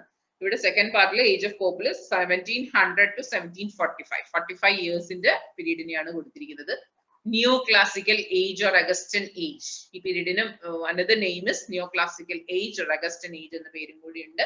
During the time, England did not recover the high passion of the spiritual favor of Elizabethan age. Elizabethan age ന്റെ ഒരു ആഫ്റ്റർ എഫക്ട് തീരാതെ എലിസബത്തൻ പീരീഡ് എന്ന് പറയുന്നത് golden period of queen Elizabeth. കഴിഞ്ഞ വർഷം പഠിച്ചത് ഓർമ്മ ഉണ്ടാവുന്ന വിചാരിക്കുന്നു. ഗോൾഡൻ പീരീഡ് ഓഫ് ക്വീൻ എലിസബത്തിന്റെ ഭരണകാലം ഗോൾഡൻ പീരീഡ് എന്നാണ് അറിയപ്പെടുക, സുവർണകാലം എന്നാണ് അറിയപ്പെടുക. കാരണം അത്രയും ഫ്ലെഡ്ജ്ഡ് ആയിട്ട് അത്രയും നല്ല കാലഘട്ടമായിരുന്നു. ആളുകൾക്കൊക്കെ ഒരു ബുദ്ധിമുട്ടില്ലാത്ത, അത്രയും നന്നായി ജീവിച്ചിരുന്ന ഒരു പീരീഡ് ആയിരുന്നു. ഒട്ടും വാറുകൾ ഇല്ലാത്ത, വാർസ് ഒക്കെ നല്ല അവോയ്ഡ് ചെയ്ത് എല്ലാവർക്കും നല്ല അവൈലബിൾ ആയിട്ടുള്ള അവൈലബിലിറ്റി ഉള്ള ഒരു കാലഘട്ടമായിരുന്നു. അതുകൊണ്ട് തന്നെ അതിന്റെ ഒരു ഗോൾഡൻ പീരീഡ് ആണെന്ന് അറിയപ്പെടുക. അപ്പൊ അതിന്റെ ഒരു ആഫ്റ്റർ എഫക്ട് തീരുന്നതിന് മുന്നേ തന്നെ ഏജ് ഓഫ് പോപ്പിന്റെ കാലഘട്ടവും തുടങ്ങിയിരിക്കുന്നു എന്നർത്ഥം. The age of Augustus was the golden age of Latin literature. അപ്പൊ രാജ്യത്തില് അല്ലെങ്കിൽ സൊസൈറ്റിക്ക് ഗോൾഡൻ പീരീഡ് എലിസബത്തിന്റെ ഭരണകാലം ആയിരുന്നുവെങ്കിൽ ലിറ്ററേച്ചറിന്റെ ഗോൾഡൻ പീരീഡ് എന്ന് പറയുന്നത് ഏജ് ഓഫ് അഗസ്റ്റസ് പോപ്പിന്റെ പീരീഡ് ആയിരുന്നു എന്ന് പറയുന്നുണ്ട്. ഈ പീരീഡിന്റെ സ്പെഷ്യാലിറ്റീസ്, 2 സ്പെഷ്യാലിറ്റീസ് പറയുന്നുണ്ട്. Classical poetry is commonly didactic and satiric poetry of argument and criticism of politics and personalities. നേരത്തെ പറഞ്ഞു, നമ്മൾ ഷേക്സ്പിയറിന്റെ പീരീഡിൽ പറഞ്ഞു കണ്ടംപററി ലൈഫിനെ കുറിച്ചാണ് അതിൽ കൂടുതൽ ഇമ്പോർട്ടൻസ് കൊടുക്കുക എന്ന് പറഞ്ഞു. ആ കാലത്ത് ജീവിച്ചിരുന്ന ആളുകളുടെ സിമ്പിൾ ജീവിത രീതി, അതായത് വലിയ വിഷയങ്ങളെ കുറിച്ചല്ല, ചെറിയ ഫാമിലീസിന് അകത്ത് നടക്കുന്ന, വലിയ ഫാമിലീസിനും ചെറിയ ഫാമിലീസിലും ഒക്കെ അകത്ത് നടക്കുന്ന ചെറിയ ഇഷ്യൂസിനെയൊക്കെ മറ്റുള്ളവരിലേക്ക് പ്രസന്റ് ചെയ്യുക എന്നുള്ളൊരു കൺസെപ്റ്റ് ആയിരുന്നു ഷേക്സ്പിയറിയൻ പീരീഡിൽ ഉണ്ടായിരുന്നതെങ്കിൽ പോപ്പിന്റെ പീരീഡിൽ എത്തുമ്പോഴേക്കും അത് ആർഗ്യുമെന്റിലേക്കും ക്രിറ്റിസിസത്തിലേക്കും പൊളിറ്റിക്സിലേക്കും പേഴ്സണാലിറ്റീസ്, ഫേമസ് ആയിട്ടുള്ള പേഴ്സണാലിറ്റീസിനെ കുറിച്ചുള്ള എക്സ്പ്ലനേഷനിലേക്കും മാറിയിരിക്കുന്നു എന്നർത്ഥം. Then exclusively town poetry made of the interest of society in the great centres of the culture, അതും ഇതിൽ ഇൻക്ലൂഡ് ചെയ്തിട്ടുണ്ട്. Centres of the culture, town culture, അല്ലെങ്കിൽ ഒരു കൾച്ചറിലുള്ള ചേഞ്ച്, ഒരു വില്ലേജ് കൾച്ചറിൽ നിന്ന് മാറി ഒരു ടൗൺ കൾച്ചറിലേക്ക് കൺസെപ്റ്റ്. നേരത്തെ റിനൈസൻസ് റിഫോർമേഷൻ ചേഞ്ചസ് ഒക്കെ വന്നു എന്ന് പറഞ്ഞു. അപ്പൊ ഒരു വില്ലേജ് കൾച്ചറിൽ നിന്ന് മാറി ഒരു ടൗൺ കൾച്ചറിലേക്ക് ചേഞ്ച് ആവുമ്പോൾ ഉണ്ടാവും ജനങ്ങളിലുള്ള മാറ്റങ്ങൾ എന്തൊക്കെയാണ്, അങ്ങനെ ഒരു കൺസെപ്റ്റും കൂടെ പോപ്പിന്റെ ഏജിൽ ഉണ്ടായിരുന്നു എന്ന് പറയുന്നുണ്ട്. പോപ്പിന്റെ ലൈഫ് ആൻഡ് വർക്ക്സ് എന്ന് പറയുന്നത് എന്തൊക്കെയാണെന്ന് നോക്കൂ. 1688 പബ്ലിഷ് പാസ്ട്രൽസ്, അതാണ് ഫേമസ് ആയിട്ടുള്ള പബ്ലിഷിംഗ്, അതാണ് pastoral. 1709 essay on criticism. Criticism ചെയ്യാന്ന് പറയുന്നത് സിമ്പിൾ ടോപ്പിക് അല്ല. നമുക്ക് ഈ ബുക്കിന്റെ ഏറ്റവും ലാസ്റ്റ് ക്രിറ്റിസിസം എന്ന് പറഞ്ഞിട്ട് ലെസൺ ഉണ്ട്, അത് എടുക്കില്ല. അതിന്റെ കാരണം എന്താണെന്ന് വെച്ചാൽ ക്രിറ്റിസിസം എഴുതണമെങ്കിൽ ഒരു മിനിമം ക്വാളിറ്റി എങ്കിലും വേണം. ക്രിറ്റിസിസം എഴുതുക എന്ന് പറഞ്ഞാൽ മറ്റുള്ളവരെ വിമർശിക്കാം. ഈ മറ്റുള്ളവർ എന്ന് പറയുന്നത് നമ്മുടെ വീട്ടിലുള്ള അടുത്ത വീട്ടിലുള്ളവരെ വിമർശിക്കുന്ന പോലെയല്ല. നമ്മൾ അടുത്ത വീട്ടിലുള്ളവർക്ക് അവരുടെ അപാകതകളൊക്കെ എടുത്തു പറയാൻ പറഞ്ഞു കഴിഞ്ഞാൽ നമ്മൾ ഈസി ആയിട്ട് പറയും. അവർക്ക് ജോലി ചെയ്യാൻ അറിയില്ല, അവർക്ക് സംസാരിക്കാൻ അറിയില്ല, അവർക്ക് പെരുമാറാൻ അറിയില്ല, അങ്ങനെ നമുക്ക് പറയാൻ ഇഷ്ടംപോലെ ലിസ്റ്റുകൾ ഉണ്ടാവും. നമ്മൾ ഇവിടെ വിമർശിക്കുന്നത് റൈറ്റേഴ്സിനെയാണ്, എഴുത്തുകാരെയാണ്, കുറച്ച് തലയിൽ ആൾതാമസമുള്ള ആൾക്കാരെ കുറിച്ചാണ് വിമർശിക്കുന്നത്. അപ്പൊ അതിന് നമുക്ക് ഉള്ളതുപോലെ ഒരു നോർമൽ കപ്പാസിറ്റി പോരാ. ഒരു നല്ല റൈറ്റിംഗ് കപ്പാസിറ്റി ഉള്ള ഒരാൾക്ക് മാത്രമേ മറ്റൊരു റൈറ്ററെ ക്രിട്ടിസൈസ് ചെയ്യാൻ പറ്റുള്ളൂ. അപ്പൊ എസ്സേ ഓൺ ക്രിറ്റിസിസം എന്ന് പറഞ്ഞിട്ട് ഒരു റൈറ്റിംഗ് എഴുതണമെങ്കിൽ എത്ര ആലോചിക്കാൻ, തിങ്കിങ് പവർ ഉണ്ടാവണം.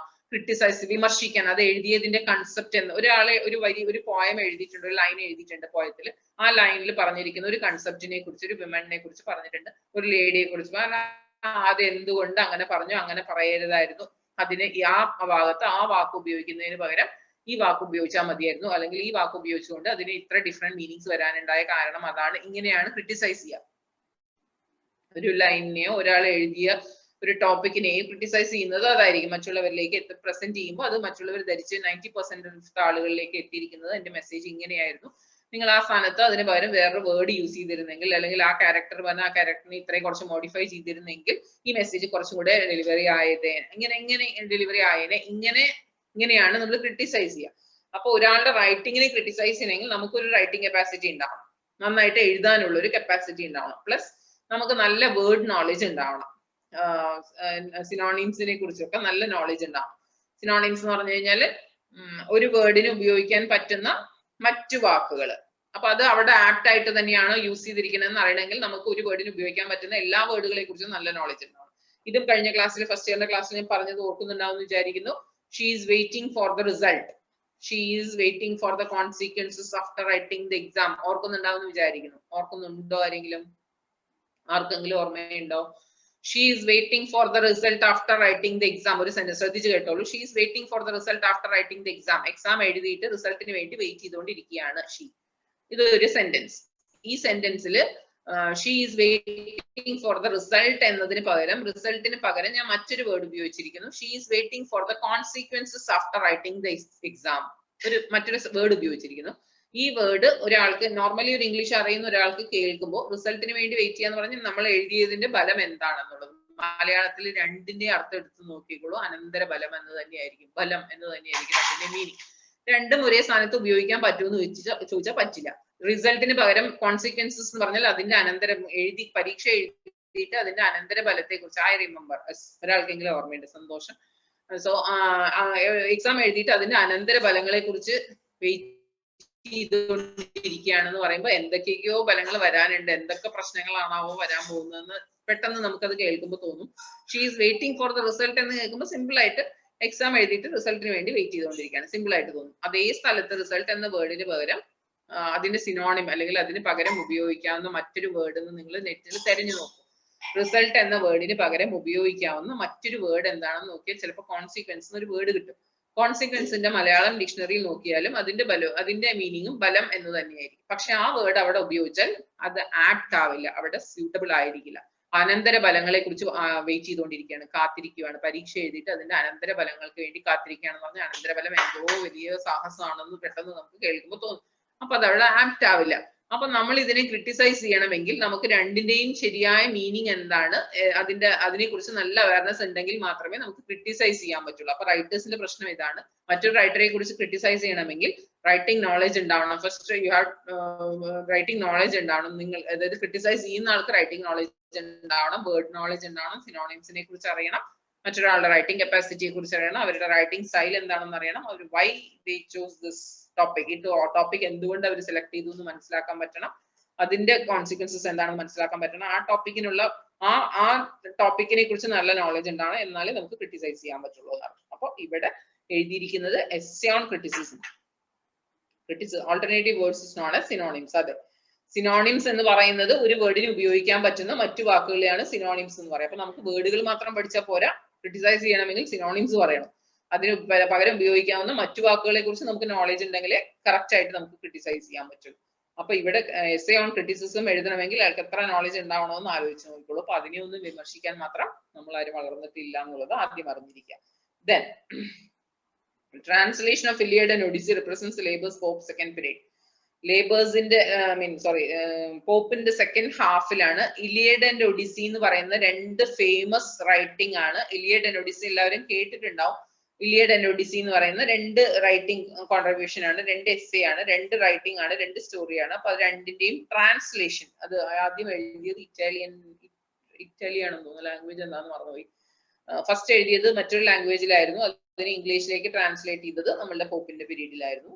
Then publication of his Homer. പോപ്പിന്റെ ഫേമസ് ആയിട്ടുള്ള റൈറ്റിംഗ് ആണ് ഹോമർ. പിന്നെയുള്ളത് എന്താ പറഞ്ഞത്, Epistles of Oracle Meditated. One of the remarkable works of Pope was a essay on man. നേരത്തെ പറഞ്ഞു. After Shakespeare, he is the most frequently quoted English poet. Shakespeare കഴിഞ്ഞാൽ coat ചെയ്യാൻ പറ്റുന്ന മറ്റൊരു ഇംഗ്ലീഷ് പോയിറ്റ് എന്ന് തന്നെ നമുക്ക് പോപ്പിനെ കുറിച്ച് പറയാം. He is also the most consummate master of classical couplet. Classical കപ്ലെറ്റിൽ വളരെ ഫേമസ്, നന്നായിട്ട് എഴുതുന്ന ഒരാളായിരുന്നു. ഇനി generally Pope's limitations as a poet, അതായത് പോയിറ്റ് എന്നതിൽ പോപ്പിനുള്ള ലിമിറ്റേഷൻസ് എന്തൊക്കെയായിരുന്നു? നേരത്തെ പറഞ്ഞു എസ്സേയിസ്റ്റ്, ഡ്രാമാറ്റിസ്റ്റ്, പോയിറ്റ് എന്ന് പറയുന്നത് ഡിഫറെന്റ് കാറ്റഗറിയാണ്. കവിത എഴുതുക എന്ന് പറയുന്നത്, ഡ്രാമ എഴുതുക എന്ന് പറയുന്നത് ഡിഫറെന്റ് കപ്പാസിറ്റിയാണ്, ക്വാളിറ്റിയാണ്. ഇവിടെ പോപ്പിന്റെ ലിമിറ്റേഷൻ ആസ് എ പോയിറ്റ് എന്ന നിലയിൽ പോപ്പിനുള്ള ലിമിറ്റേഷൻസ് എന്തൊക്കെയായിരുന്നു എന്ന് പറയുന്നുണ്ട്. To place among the poets of all his time is a matter of dispute. അപ്പോ ഒരു കറക്റ്റ് പ്ലേസ് പോപ്പിന് വേണ്ട ഒരു പൊസിഷൻ കിട്ടിയിരുന്നു among his other poets. ആ കണ്ടംപററി മറ്റു പോയിറ്റ്സിന്റെ ഇടയിൽ ഒരു കറക്റ്റ് പൊസിഷൻ പോപ്പിന് കിട്ടിയിരുന്നു എന്നുള്ളത് it is doubtful.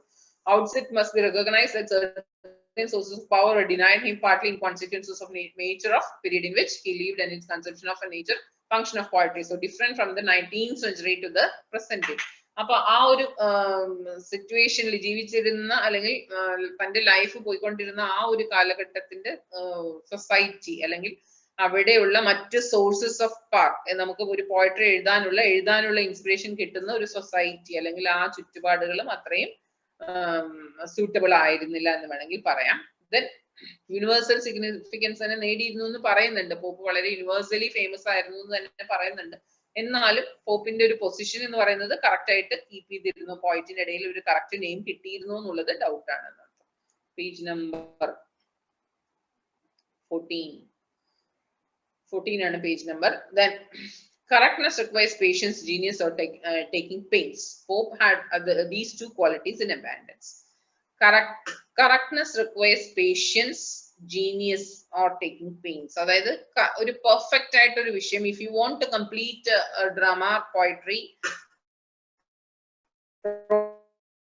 prose, whatever it may be, if you want to complete it perfectly, you should take some pain. അതിന് കുറച്ച് സ്ട്രെയിൻ എടുക്കണം. നമുക്ക് കറക്റ്റ് ആയിട്ട് ഒരു ക്ലാസ് കൊണ്ടുപോകണം അല്ലെങ്കിൽ കറക്റ്റ് ആയിട്ട് ഒരു പോയട്രി എഴുതി തീർക്കണമെങ്കിൽ you have to take some strain. അതിന് കുറച്ച് പെയിൻ എടുക്കണം, സ്ട്രെയിൻ എടുക്കണം. അതായത് നമ്മൾ കുറച്ച് അതിന് പിന്നിൽ വർക്ക്ഔട്ട് ചെയ്യണം. കുറച്ച് you have to prepare something.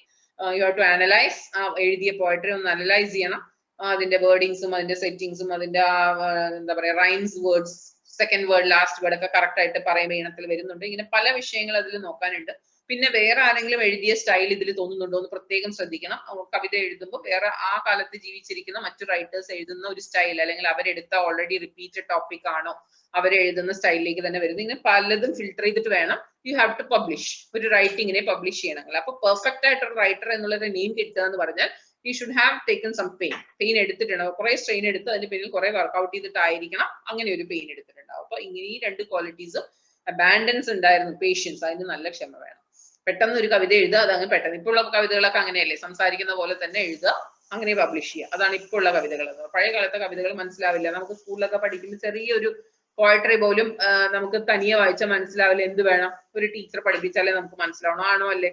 സ്കൂളിൽ പഠിക്കുമ്പോൾ നമ്മൾ ചെറിയ ചെറിയ പോയട്രി 6th 7th പോയട്രീസ് പഠിക്കാറുണ്ട്. ചെറിയ നമ്മളുടെ ലാംഗ്വേജ് മലയാളം അല്ലെങ്കിൽ ഇംഗ്ലീഷ് പോയട്രി, നമ്മൾ സംസാരിക്കുന്ന ഭാഷ മലയാളത്തിൽ തന്നെ എഴുതിയ പോയമാണെങ്കിൽ പോലും നമുക്ക് തനിയെ വായിച്ചാൽ ചിലപ്പോൾ മനസ്സിലാവില്ല. ആണല്ലോ, തനിയെ വായിച്ചാൽ നമുക്ക് മനസ്സിലാവും. ടീച്ചറുടെ ഒരു നമുക്ക് സപ്പോർട്ട് ഉണ്ടെങ്കിൽ പോയട്രി വായിച്ചാൽ മനസ്സിലാവുള്ളൂ. അപ്പൊ അതിനർത്ഥം എന്താ? യെസ്, അത് തന്നെയാണ്. പോയട്രി നമുക്ക് വായിച്ചാൽ മനസ്സിലാവില്ല, അതിന്റെ മീനിങ് എന്താ എന്നിട്ട് തന്നെ അറിയില്ല. അതാണ് സത്യം. അപ്പൊ ഒരാൾ പറഞ്ഞു തന്നാൽ തന്നെ ചിലപ്പോൾ മനസ്സിലാക്കില്ല. ചിലപ്പോൾ കവിതകൾ പാടാൻ മാത്രമേ അറിയില്ല, അതിന്റെ മീനിങ് എന്താണെന്ന് ഇപ്പോഴും അറിയില്ല. അങ്ങനെ കുറെ പോയട്രീസ് പറഞ്ഞു തന്നാൽ തന്നെ മനസ്സിലാവാത്ത പോയട്രീസ് ഉണ്ടെന്നുള്ളത് ദാറ്റ് ഇസ് ട്രൂത്ത് ആണ്. അത് ആ കാലത്ത് അതെന്തുകൊണ്ടാണ് അങ്ങനെ ആവുന്നതെന്ന് വെച്ചാൽ, പോയട്രി എന്ന് പറയുന്നത് നോർമൽ സ്പോക്കൺ ലാംഗ്വേജ് അല്ല, നമ്മൾ സംസാരിക്കുന്ന ഭാഷയല്ല. അതൊരു പ്രത്യേക പ്രത്യേക അളവിൽ, ഓൺ വേർഡ്സ്, പ്രത്യേക സീക്വൻസിൽ, വേർഡിന്റെ ഭംഗിക്ക്, പാടുമ്പോ ഈണം കിട്ടാൻ വേണ്ടി പ്രത്യേക വേർഡുകളുടെ കളക്ഷനിൽ ഒരു പ്രത്യേക കോമ്പിനേഷനിൽ എഴുതുന്നതാണ്. അതിന്റെ ഒരു പ്രത്യേക ടോപ്പിക് എടുക്കും വേണം. ആ ടോപ്പിക്കിലേക്ക് വിചാരിക്കുന്ന വേർഡുകളൊക്കെ, നമ്മൾ മനസ്സിൽ വിചാരിക്കുന്ന ഐഡിയാസ്, ഒരു പോയിന്റ് എഴുതുന്ന മനസ്സിൽ വിചാരിക്കുന്ന ഐഡിയാസ് വരും വേണം. പ്രത്യേക കോമ്പിനേഷനിൽ കിട്ടും വേണം. നമ്പർ ഓഫ് വേർഡ്സ് കറക്റ്റ് ആയിരിക്കണം. ഇനി അത് അടുത്ത പോയട്രി പഠിക്കുമ്പോൾ മനസ്സിലാവും, കറക്റ്റ് ആയിരിക്കണം. ഇങ്ങനെയൊക്കെ കുറെ അതിന്റെ പിന്നിൽ വർക്ക്ഔട്ട് ഉണ്ട്. പിന്നെ പോയട്രി എന്ന് പറയുന്നത് എപ്പോഴും ഒരു പോയിന്റിന്റെ മനസ്സിൽ മാത്രമേ അറിയൂ എന്താണ് ഉദ്ദേശിക്കുന്നത്, അല്ലെങ്കിൽ മനസ്സിൽ എന്ത് ഉദ്ദേശിച്ചാണ് അതാണ് നമ്മൾ ഇപ്പോഴും പറയാറില്ല, എന്താണ് കവി ഉദ്ദേശിച്ചത്. ആ കവിക്ക് മാത്രമേ അറിയുള്ളൂ അയാൾ എന്താണ് ഉദ്ദേശിച്ചത്. അതാണ് ഈ കവി ഉദ്ദേശിച്ചത് എന്നുള്ള ചോദ്യത്തിന്റെ പിന്നിലുള്ള ഇമ്പോർട്ടൻസ് എന്ന് പറയുന്നത്. അതാണ് കവിക്ക് മാത്രമേ ഉള്ളൂ. ആർട്ട് പോലെ, ചിത്രം വരയ്ക്കുന്ന പോലെ ചില മോഡേൺ ആർട്ടുകൾ കണ്ടാൽ നമ്മളിങ്ങനെ വല്ലതും നോക്കിയാൽ നന്നായിട്ടുണ്ടെന്ന് പറയാൻ മാത്രമേ നമുക്ക് അറിയുള്ളൂ. അതിന്റെ പിന്നിലുള്ള വിഷയം എന്താണ് നമുക്കറിയില്ല. മോഡേൺ ആർട്ടിന്റെ പിന്നിൽ ആ കലാകാരൻ എന്താണ് ഉദ്ദേശിച്ചത് നമുക്ക് ആ പിക്ചർ കണ്ടിട്ട് ഒരിക്കലും മനസ്സിലാവില്ല. നമ്മൾ സാധാരണ ഒരാൾക്ക് മനസ്സിലാവില്ല. മേ ബി അതുപോലുള്ള പല ആർട്ടിസ്റ്റുകൾ, ഫേമസ് ആർട്ടിസ്റ്റിനും പലപ്പോഴും മനസ്സിലാവുന്നുണ്ടാവായിരിക്കാം. ആ പിക്ചർ കാണുമ്പോൾ അതിന്റെ പിന്നിൽ ഈ കളർ റെപ്രസെന്റ് ചെയ്യുന്നത് ഇതിനെയാണ്, ഇതുകൊണ്ട് അർത്ഥമാക്കുന്നത് ഇതിനെയാണെന്നൊക്കെ ചിലപ്പോൾ അറിയുന്നവർക്ക് അറിയുന്നുണ്ടാവുമായിരിക്കാം. സാധാരണ എനിക്ക് മനസ്സിലാവില്ല. മോഡേൺ ആർട്ടിൽ ഒരു വലിയ പിക്ചർ ഇങ്ങനെ പല കളേഴ്സിലൊക്കെ അടിച്ചു വെച്ചിരിക്കുന്നതാണ്, എനിക്കൊന്നും മനസ്സിലാവില്ല. സത്യത്തിൽ എനിക്കൊന്നും മനസ്സിലാവില്ല. ഇനി വലിയ കലാകാരന്മാർക്ക് ചിലപ്പോൾ മനസ്സിലാവുന്നുണ്ടാവായിരിക്കും. അത് കാണുമ്പോൾ അതിന്റെ പിന്നിന്റെ മീനിങ് എന്താണെന്നൊക്കെ ചിലപ്പോൾ മനസ്സിലാവുന്നുണ്ടാവായിരിക്കും. അപ്പോ ഈ പേഷ്യൻസ് അല്ലെങ്കിൽ അപ്പൊ അവര് മനസ്സിൽ ഉദ്ദേശിക്കുന്ന വിഷയം മറ്റുള്ളവരിലേക്ക് പ്രസന്റ് ചെയ്യാനുള്ള കറക്റ്റ് വേർഡ്സ് ഉപയോഗിച്ച് പ്രസന്റ് ചെയ്യാൻ നല്ല പേഷ്യൻസ് വേണം. അതിന് പ്രിപ്പറേഷൻ വേണം. അതിന് കറക്റ്റ് ഒരു എക്സാക്ട് ആയിട്ടുള്ള ഒരു ഐഡിയ ഉണ്ടാവണം. എന്നാലേ അത് മറ്റുള്ളവരിലേക്ക് എത്തിക്കാൻ പറ്റുള്ളൂ എന്നാണ്. മോഡേൺ ആർട്ടൊക്കെ എപ്പോഴും അവരവരുടെ ഐഡിയാസ് മറ്റുള്ളവരിലേക്ക് എത്തിക്കുന്നില്ല. അവരവരുടെ ഐഡിയാസ് അവരിലേക്ക് തന്നെ നിൽക്കുന്നേ ഉള്ളൂ. അവരാരാണെന്ന് അന്വേഷിച്ച് വരും. ഒരു മോഡേൺ ആർട്ട് കണ്ടാൽ ഇത് വരച്ച ആൾ ആരാണ്, അവരെ നേരിട്ട് കണ്ടിട്ട് അതിന്റെ മീനിങ് എന്താണെന്ന് അന്വേഷിക്കേണ്ടി വരും. അങ്ങനെ അല്ലാതെ പഴയ കാലത്തുള്ള ആർട്ടിസ്റ്റുകളൊക്കെ എങ്ങനെയാണെന്ന് വെച്ചാൽ തന്റെ മനസ്സിലുള്ള ഐഡിയാസ് വായിക്കുന്നവരുടെയോ കാണുന്നവരുടെയോ മൈൻഡിലേക്ക് ഈസി ആയിട്ട് റീച്ച് ആവാനുള്ള മെത്തേഡിലായിരിക്കും എഴുതുന്നത്. അങ്ങനെ എഴുതാനും അങ്ങനെ പറയാനും ഒരുപാട് പിന്നിൽ വർക്ക്ഔട്ട് ചെയ്യണം. അതിന്റെ പിന്നിൽ ഒരുപാട് പെയിൻ എടുക്കണം, സ്ട്രെയിൻ എടുക്കണം. അപ്പൊ എസ്സേ ഓൺ ക്രിറ്റിസിസം എന്ന് പറഞ്ഞാൽ നമുക്ക് ചിന്തിച്ചാൽ തന്നെ മനസ്സിലാവാം, ക്രിറ്റിസിസത്തിനെ കുറിച്ചൊരു എസ്സേ, ഒരാളെ വിമർശിക്കുക എന്ന് പറയുന്നത് തന്നെ ഒരു വലിയ ബേർഡൻ ആണ്, അല്ലെങ്കിൽ ഒരു വലിയൊരു വർക്ക്ഔട്ട് ആണ്. അതിന്റെ കൂടെ എസ്സേ, അതിനെ കുറിച്ച് എസ്സേ തന്നെ എഴുതുക എന്ന് പറഞ്ഞാൽ, ഒരുപാട് വിഷയങ്ങൾ എഴുതുക എന്ന് പറഞ്ഞാൽ you should have some knowledge. നല്ല നോളജ് ഉണ്ടെങ്കിൽ മാത്രമേ അങ്ങനെ എഴുതാൻ പറ്റുള്ളൂ. And commonplace for Pope is readers believe that novelty was likely to be mere insanity. For Pope's translation of Homer, ഇനിയാണ് ഹോമർ ആണ് വളരെ ഫേമസ് ആയിട്ടുള്ള റൈറ്റിംഗ്, പോപ്പിന്റെ വളരെ ഫേമസ് ആയിട്ടുള്ള റൈറ്റിംഗ് ഹോമർ ആണെന്ന് പറഞ്ഞു. അപ്പൊ ഹോമറിന്റെ ട്രാൻസ്ലേഷനെ കുറിച്ച് പറയുന്നുണ്ട്. Are innovators. Every poet are innovators. Really, every poet are innovators. Every poetsനും അവന് പ്രത്യേക കഴിവ് തന്നെയുണ്ട്. പ്രത്യേക ചില തീമിൽ നമ്മൾ കാണാത്ത പലതും, ഞാൻ നേരത്തെ പറയാറുള്ള പോലെ ഒരു റെഡ് റോസിൽ നമുക്ക് കാണുന്ന ഭംഗി ഒരു റെഡ് കളറിൽ അതിങ്ങനെ വിരിഞ്ഞു നിൽക്കുന്നു, അത്രേ നമുക്ക് കാണാൻ പറ്റുള്ളൂ. ഒരു പോയിന്റിന്റെ കണ്ണിൽ ഒരു റെഡ് റോസ് കണ്ടു കഴിഞ്ഞാൽ പലതും കാണാൻ കളർ കുറച്ചും കൂടെ ബ്രൈറ്റ് ആയിരിക്കും. അതിന്റെ ഇതളുകളുടെ ആ മടക്കുകൾക്കൊക്കെ ഭയങ്കര ഭംഗിയായിരിക്കും. അതിങ്ങനെ വിരിഞ്ഞു വരുന്നതിന്റെ നടുവിലുള്ള പൂമ്പൊടിക്ക് ഭയങ്കര ഭംഗിയായിരിക്കും. ഇങ്ങനെ ഒരു പോയിന്റിന്റെ വ്യൂ പോയിന്റിൽ നമ്മൾ കാണുന്ന അതേ റെഡ് റോസ് ഒരു പോയിന്റ് കണ്ടു കഴിഞ്ഞാൽ അതിന് പ്രത്യേക വളരെ ഇമ്പോർട്ടൻസ് കൂടുതലായിരിക്കും. പല പല വിഷയങ്ങൾ അവരുടെ കണ്ണിലൂടെ കാണാൻ സാധിക്കും. നമ്മൾ സാധാരണ റെഡ് റോസ് കാണുന്നു പലരും പറിച്ചു വെക്കുക, അല്ലെങ്കിൽ അതൊരു എവിടെയും കൊണ്ടുവയ്ക്കും, കാണും, ഭംഗി നല്ല ഭംഗിയുണ്ട്, കണ്ടുവച്ചു, അത്രേ ഉള്ളൂ. പോയിന്റിന്റെ കണ്ണിൽ ഇതേ റെഡ് റോസ് കാണുമ്പോൾ അതിനെ കുറിച്ച് പറയാൻ ഒരുപാട് വാക്കുകളുണ്ടാവും. നമ്മൾ ആലോചിക്കും ഇത്രയും ഞാനും ഇതേ റെഡ് റോസ് തന്നെയല്ലേ കണ്ടത്, എനിക്ക് ഇവിടുന്ന് ഇത്രയൊക്കെ വാക്കുകൾ കിട്ടിയെന്ന് തോന്നാം. മേ ബി നമ്മളൊരു നോർമൽ വ്യൂ പോയിന്റിൽ നോക്കി, അതുപോലെയാണ് എല്ലാ റൈറ്റേഴ്സും ആർട്ടിസ്റ്റും. അവരുടെ വ്യൂ പോയിന്റിൽ പല വിഷയങ്ങൾക്കും ഒരുപാട് ഇമാജിനേഷൻ ഉണ്ടാവും. നമ്മളുടെ വ്യൂ പോയിന്റിൽ നോർമൽ ഇമാജിനേഷനിൽ കാണുന്ന വിഷയങ്ങൾക്കൊക്കെ അവർക്ക് ഒരുപാട് എക്സാജറേഷൻസ് ഉണ്ടാവും എന്നർത്ഥം. ദെൻ ഹോമറിന്റെ ട്രാൻസ്ലേഷനെ കുറിച്ച് പറയുന്നുണ്ട്. ഇപ്പൊ കട്ടാവും തോന്നുന്നു. അപ്പൊ അതുകൊണ്ട് ഹോമറിനെ കുറിച്ച് ഞാൻ നെക്സ്റ്റ് ക്ലാസ്സിൽ കണ്ടിന്യൂ ചെയ്യാം. അപ്പൊ ഹോമറിന്റെ ട്രാൻസ്ലേഷൻ തൊട്ടിട്ടാണ് നമുക്ക് കണ്ടിന്യൂ ചെയ്യേണ്ടത്. ഞാൻ എങ്ങാനും മറന്നുപോയാൽ ഓർമ്മപ്പെടുത്തിക്കോളൂ. പേജ് നമ്പർ 14 പേജ് നമ്പർ 14 നിന്നാണ് നമുക്ക് കണ്ടിന്യൂ ചെയ്യേണ്ടത്. അപ്പൊ നമ്മളുടെ റെക്കോർഡിംഗ് വേണമെങ്കിൽ കട്ട് ചെയ്തോളൂ. റെക്കോർഡ് ചെയ്യുന്ന റെക്കോർഡ് മാസ്റ്റർ ഉണ്ടെങ്കിൽ റെക്കോർഡിംഗ് കട്ട് ചെയ്തോളൂ. ക്ലാസ് നമ്മൾ ഇവിടെ നിർത്തുന്നു. Next will continue tomorrow bye ഈ ഹോമറിന്റെ പേജിൽ ട്രാൻസ്ലേഷനിൽ നിന്ന് ഓക്കെ കണ്ടിന്യൂ ചെയ്യുന്നു. വേറെ ആർക്കെങ്കിലും എന്തെങ്കിലും ഡൗട്ട്സ്, ക്ലാരിഫിക്കേഷൻ, എന്തെങ്കിലും ബുക്സിന്റെ ഒക്കെ കുറെ